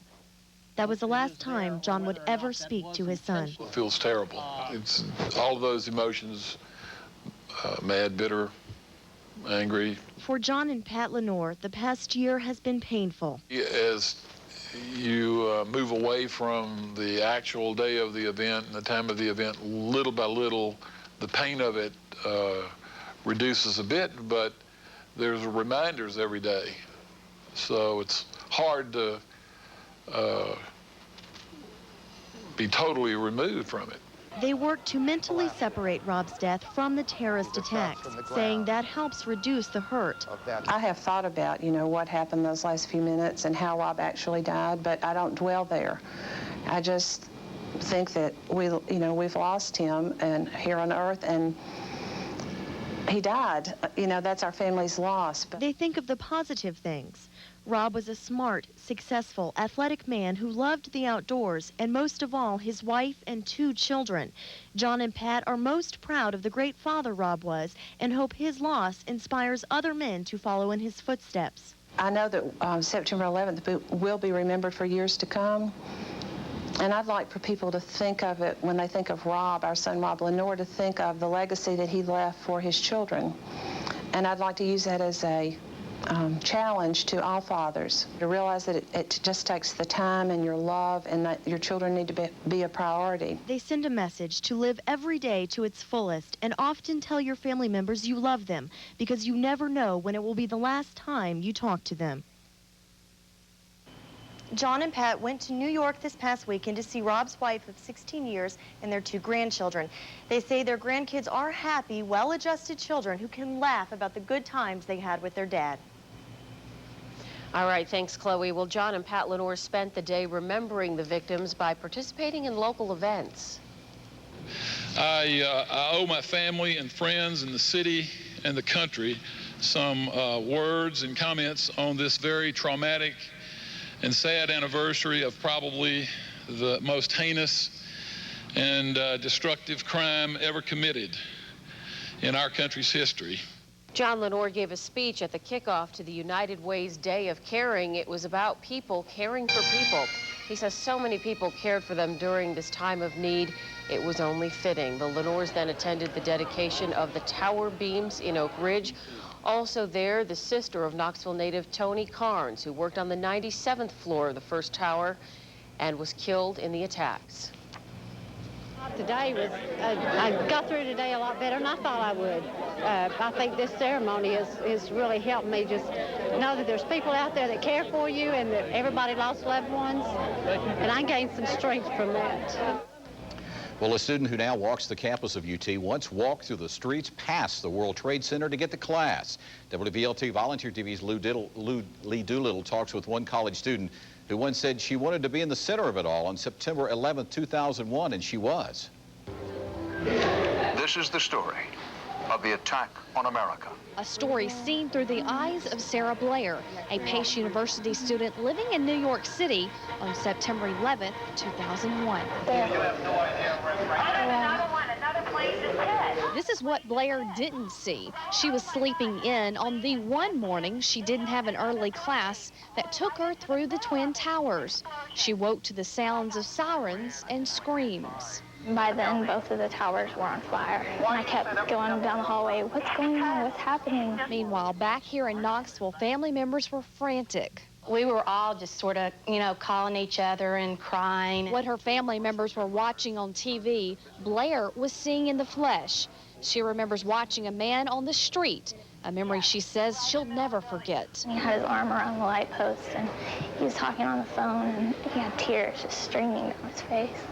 And he was talking on the phone to his dad, and he said, "I love you, Dad." We know the tragic outcome of that day, but it was the months to come that eventually brought Blair back home to Knoxville. Whenever I got off the subway, there it was, and I saw it every day, and, that was the emotional part, but also just the physical part. I came home every day with a headache and feeling sick because the smoke in the air. Life for Blair is different now. She's studying English here at UT, but she'll never forget the lessons learned on one horrific day in New York City. I definitely learned to appreciate things more and not take as much for granted. Thank you to Sarah Blair, who shared her story with us, and we're glad that she's back home safely. Now, on a different note, we're here downtown Knoxville, live at Market Square, where Knoxville's remembrance is happening right now by the Temple Baptist Church. If you can look behind me, you can see that a choir called the Crown College, it's a very patriotic mood here. They are celebrating the remembrance of 9/11, remembering the families of the victims of that day, but they're also thinking of this as a day to move on, a day to make a difference in this country. So right now, the Crown College, who's also sang live at Ground Zero just a few months ago, is now singing live here. Also coming up at 7 o'clock, military aircraft from the Tennessee Air National Guard, the 134th Air Refueling Wing, will be flying over Market Square, and this lasts about 8 o'clock, so you have time to get down here tonight. Also, they will have a candlelight visual, and they're handing out these things with Christopher Lunder, the name of each victim who lost their lives in the 9/11 attacks. And of course, when you come down, you can get one of these and be a part of this. It lasts until about 8:20 tonight. Join us live in downtown Knoxville at Market Square. Lee Doolittle, WVLT Volunteer TV News. Liz and Allen. All right, Lee, thank you. The memorial services continue throughout the evening, of course, and at one observance, we caught up with the special guests, firefighters, who remembered their fallen brothers. WVLT Volunteer TV's Mark Mowbray brings us that story. There are days when duty calls, and today, Ed Cureton, the chief of the Knoxville Fire Department, is getting ready to represent his firefighters, not only from Knoxville, but across America. The first of a long day of services he plans to attend is a memorial at Knoxville's First Presbyterian Church.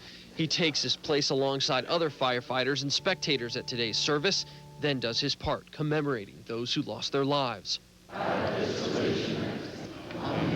After the memorial, he takes time to listen to people who've come to express their feelings. It's overwhelming. They embrace you, they have tears in their eyes, and I have to guard against becoming emotional myself. Then it's off to the next event. The chief says this one means a lot to him and his fellow firefighters. The big rigs are driven out. Onlookers and fellow firemen are in attendance and listen as the names of all 434 firefighters who lost their lives 1 year ago today are read out loud. I feel good that people are recognizing us and realize the job that we do and that we put our lives on the line for people every day. A somber bell rings. It sounds out the long tradition that rings each time a firefighter is lost on the job. It's a long day for the chief, and it's been a long year for many who need to remember. In Knoxville, Mark Mowbray, WVLT Volunteer TV News. The Karnes Volunteer Fire Department is just one of many departments across the nation holding a memorial service today. Departments across the country mark the anniversary with the sounding of sirens. The alarms each sounded for 1 minute, indicating the exact time each terrorist strike occurred. Tonight, the department will continue their memorial by lighting 343 candles in memory of the firefighters who lost their lives.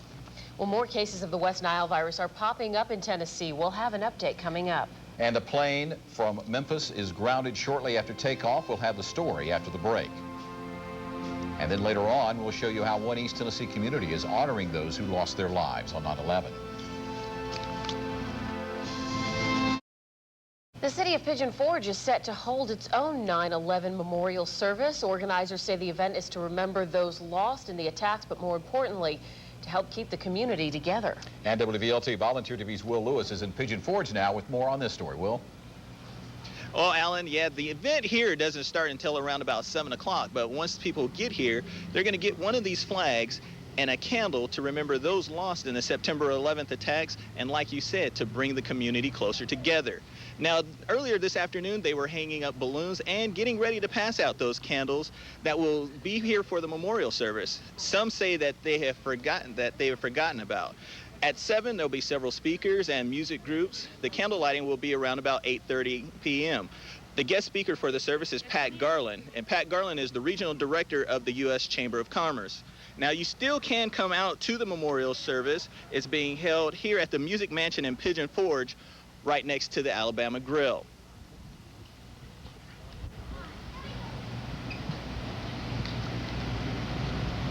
And Alan, one of the things that the organizers told us is that when September 11th happened, the day after, that everyone was hugging their neighbors, hugging their spouses and their children, but now it seems like a year later that some have forgotten about that event, so that's why this one is so much important. Yeah, Will, with all the memorial services around the area, why is this one so important too? Well, it's just like I said, you know, Alan, after September 11th, everybody said here in the community, you know, they hugged their spouses, they hugged their children, even had a kind word for their neighbors, and the patriotic spirit was just so high. Now, a year later, you know, past September 11th, they feel that people have forgotten that spirit that brought us together. Okay, Will Lewis in Sevier County. Will, thank you. A Northwest Airlines jet was diverted to Fort Smith, Arkansas today. That after 3 passengers locked themselves in the bathroom, causing suspicion among passengers and crew members. Flight 979 was traveling from Memphis to Las Vegas, carrying 94 passengers and a crew of 5. Police and firefighters surrounded the plane when it landed at Fort Smith's airport. The passengers were then taken off the plane, and authorities began negotiations with the 3 passengers in the bathroom. A 4th passenger was also detained. Mold problems at Blount County's Heritage High School is shutting the place down. Blount County's Board of Education made the call at a special meeting Tuesday night. The school will be closed for 20 days. Students will have to report back to class on Monday, October 14th. In the meantime, crews will move into the building to try to rectify the mold problem.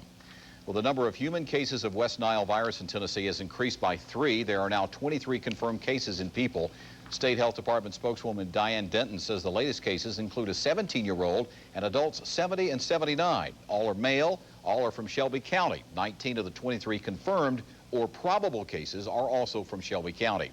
There have been 4 deaths, all men over 70, from West Tennessee. 2 were from Shelby County, and 1 each from Haywood and Weakley counties. Well, we are hoping for cold weather to wipe out those mosquitoes. And Craig, any luck on that one? It does look like we're talking about some chilly temperatures coming up in the forecast. I'll have details right after the break. East Tennessee's most dependable forecast from the WVLT Skywatch 8 weather team, featuring Pinpoint 8 Doppler radar, the most powerful Doppler radar on Earth. And welcome back. It's not officially fall yet, but we are looking forward to the fall-like temperatures going into this weekend. It looks like it's going to be that way over the next couple of days. Now, when we get into the weekend, humidity will be back. So it's going to warm back up again. It's not going to feel bad, but temperatures will start to go up again. But we've got a cold front going through the area right now, and that frontal system is going to drop temperatures, and it's going to keep those humidity levels down as well. Pinpoint Doppler radar not picking up a thing right now. As a matter of fact, it's crystal clear out there. And I think we can just give the radar a couple of days off, because it doesn't look like we'll see anything developing for the next couple of days until we get into the weekend. And since the Vols are off this weekend, we can have a little bit of rain around here. It's okay. 85 degrees, our current reading coming in here in Knoxville at McGee-Tyson. It's 78 degrees in Crossville, 82 up in London and Corbin right now. Also 82 over Bristol, Kingsport, and Johnson City, the Tri-Cities. 82 degrees down in Asheville, North Carolina. It's 84 over at our state capital in Nashville, and 85 degrees in Bowling Green right now. Certainly the hottest temperature around is that 91 down in Chattanooga. 85 degrees with just a few clouds mixing with the sunshine out there. Humidity's at 53%. Makes it feel like 88 degrees. That's the heat index we're getting right now. Pressure is 29, 83, and falling. Winds are from the north-northwest at 8 miles an hour. Important because that's the direction that the cool air comes from, and it certainly looks like it's coming our way later on for tonight and for tomorrow. Today's high up to 88 degrees. We'll be well below that for tomorrow. Low this morning at 66, and we should be below that for tonight. As a matter of fact, tomorrow morning, we're going to see some low temperatures dropping down into the 50s in our area. As far as rain is concerned, we're getting some showers down south in Florida. A little system developed in the Gulf that's making its way over to the Atlantic. What you're seeing here is what's left of Hurricane Gustav at top winds around 75 miles an hour. That storm making its way up into the colder waters, moving toward Canada, so it's going to weaken. And then for us, clear skies and no precipitation coming our way. As a matter of fact, the front that's coming through is dry. It's dropping down to the south. High pressure's coming in. Very dry high pressure cell, and that means we're talking about lower humidity, and that cool air around this high pressure cell is going to be with us for a couple of days too. So should feel pretty nice out there. Lows tonight dropping into the 50s here. Notice the 40s off to the east and into the mountains. And then it looks like highs for tomorrow into the 70s off to our northeast, and the 80s here in the Knoxville area for tomorrow. Here's the outlook. Partly cloudy skies, then clearing. The overnight low will drop to 58. And for tomorrow, it should be a beautiful day. Lots of sunshine, low humidity, a nice pleasant day with a high near 84 degrees. And that weather will continue into Friday as well. Temperatures will start going up just a little bit. Then the clouds and showers will start moving in for the weekend. Chance of rain is on Saturday and on Sunday. Best chance appears to be on Sunday right now with a chance of thunderstorms. And note the high temperature on Monday after the next front goes by. Only 80 degrees. I haven't seen any water except coming out of my water hose lately. I'm afraid you're right. Yeah, we could use some rain, and this is a perfect weekend to get it. All right. Thanks, Greg. Coming up, we'll turn things over to Rick Russo and our Sports Overtime crew. Football fans, well, the football Vols rather reflect on 9/11, and in Sevierville, a change is made in the Tennessee Smokies dugout. Details are next.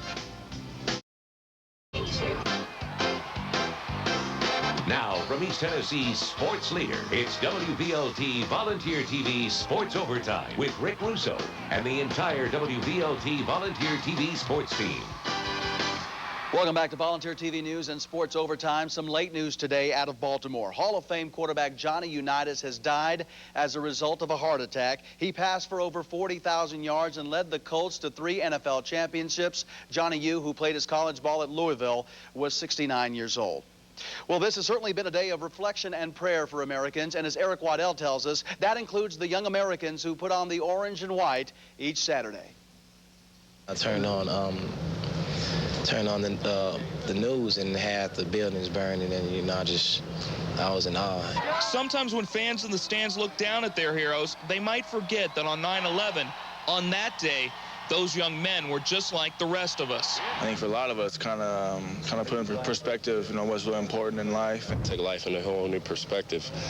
Just taking every day, not for granted, but just being blessed to be alive every single day. Each of the Vols we talked to pointed towards the new reality between what is a game and what is life. It's really a tragedy that you know, America, the world had to see that side of human nature. If the terrorist goal was to break America's spirit and unity, they failed among this group, creating a generation of men with a new sense of focus. It really makes me feel like I need to make something out of myself more than just a football player, you know. I mean, because anything can happen. This is Eric Waddell, Sports Overtime. Some words of wisdom from Jabari. Thanks, Eric. To baseball and Rocket Wheeler, who has been fired by the Toronto Blue Jays organization. Rocket has been the Smokies skipper since 2000 when the team moved to its new park over in Sevierville. In fact, the Smokies raised attendance all 3 seasons under Wheeler, but missed the playoffs each year. Rocket's record 220 and 200, including 69 and 71 this year, the club's first losing record since 1995. Game 1 of a doubleheader between the Braves and Mets, a moment of silence in the 7th inning of today's opener. Players and fans remembering 9/11. The Mets wore their New York Police and Fire Department caps as a tribute. As for the game, bottom of the 4th, the Braves get what turns out to be the game winner, a solo home run by Mark DeRosa. 6-0 Atlanta. At that point, they go on to win it today, 8-5. Also today, Pittsburgh over Cincinnati, 4-1. The Cubs over Montreal by a score of 6-3, and the Dodgers lead San Francisco 6-2 in the 7th. Big battle there for the National League wild card spot. American League, it is Detroit over Minnesota today, 8-2, and that's it for sports. Okay, Rick, thanks. All right, You bet. thanks, Rick. A memorial service in one East Tennessee community is bringing new meaning to national unity. We'll explain after the break. But first, let's take a look at stocks. The Dow is down 25 points, the NASDAQ down 2 points, and the S&P 500 is down less than a point. We'll be right back.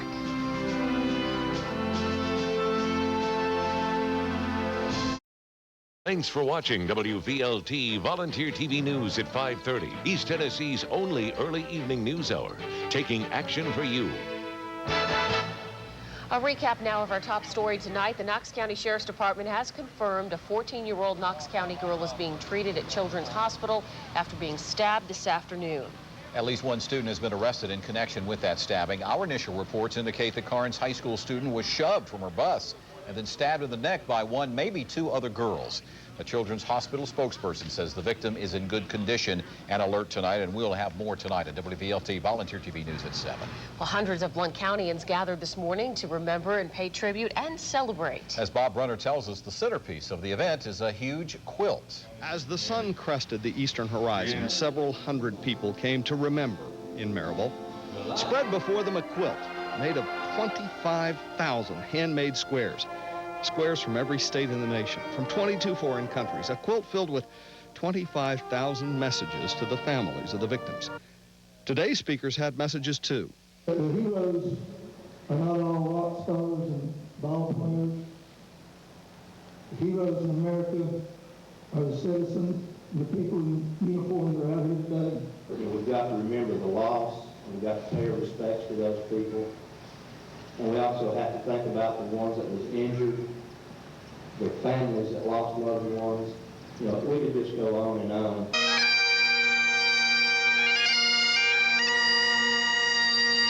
As the pipers played, people young and old brought carnations to the quilt in remembrance, bringing tears to the eyes of the lady who organized the project. What says warmth and comfort more than a quilt? I guess we here in East Tennessee understand that more than anyone else. One day, this quilt will hang in a memorial museum. For now, it is Blount County's gift to the nation. Bob Brunner, WVLT Volunteer TV News, Maryville. And a tribute to East Tennessee's heroes is also hanging in the Knoxville Center Mall. The tribute is a quilt consisting of 90 squares honoring those who served in the military, teachers, firemen, and police. Each square required a $5 donation, and the mall pitched in the rest. The mall will donate $400 to the Knoxville Police Department, the Knoxville Fire Department, Knox County Sheriff's Office, and the American Legion. Wonderful. Absolutely wonderful. Yeah. Well, we appreciate you joining us here for Volunteer News this hour. A special edition of the CBS Evening News with Dan Rather is up next. We'll see you back here at 7.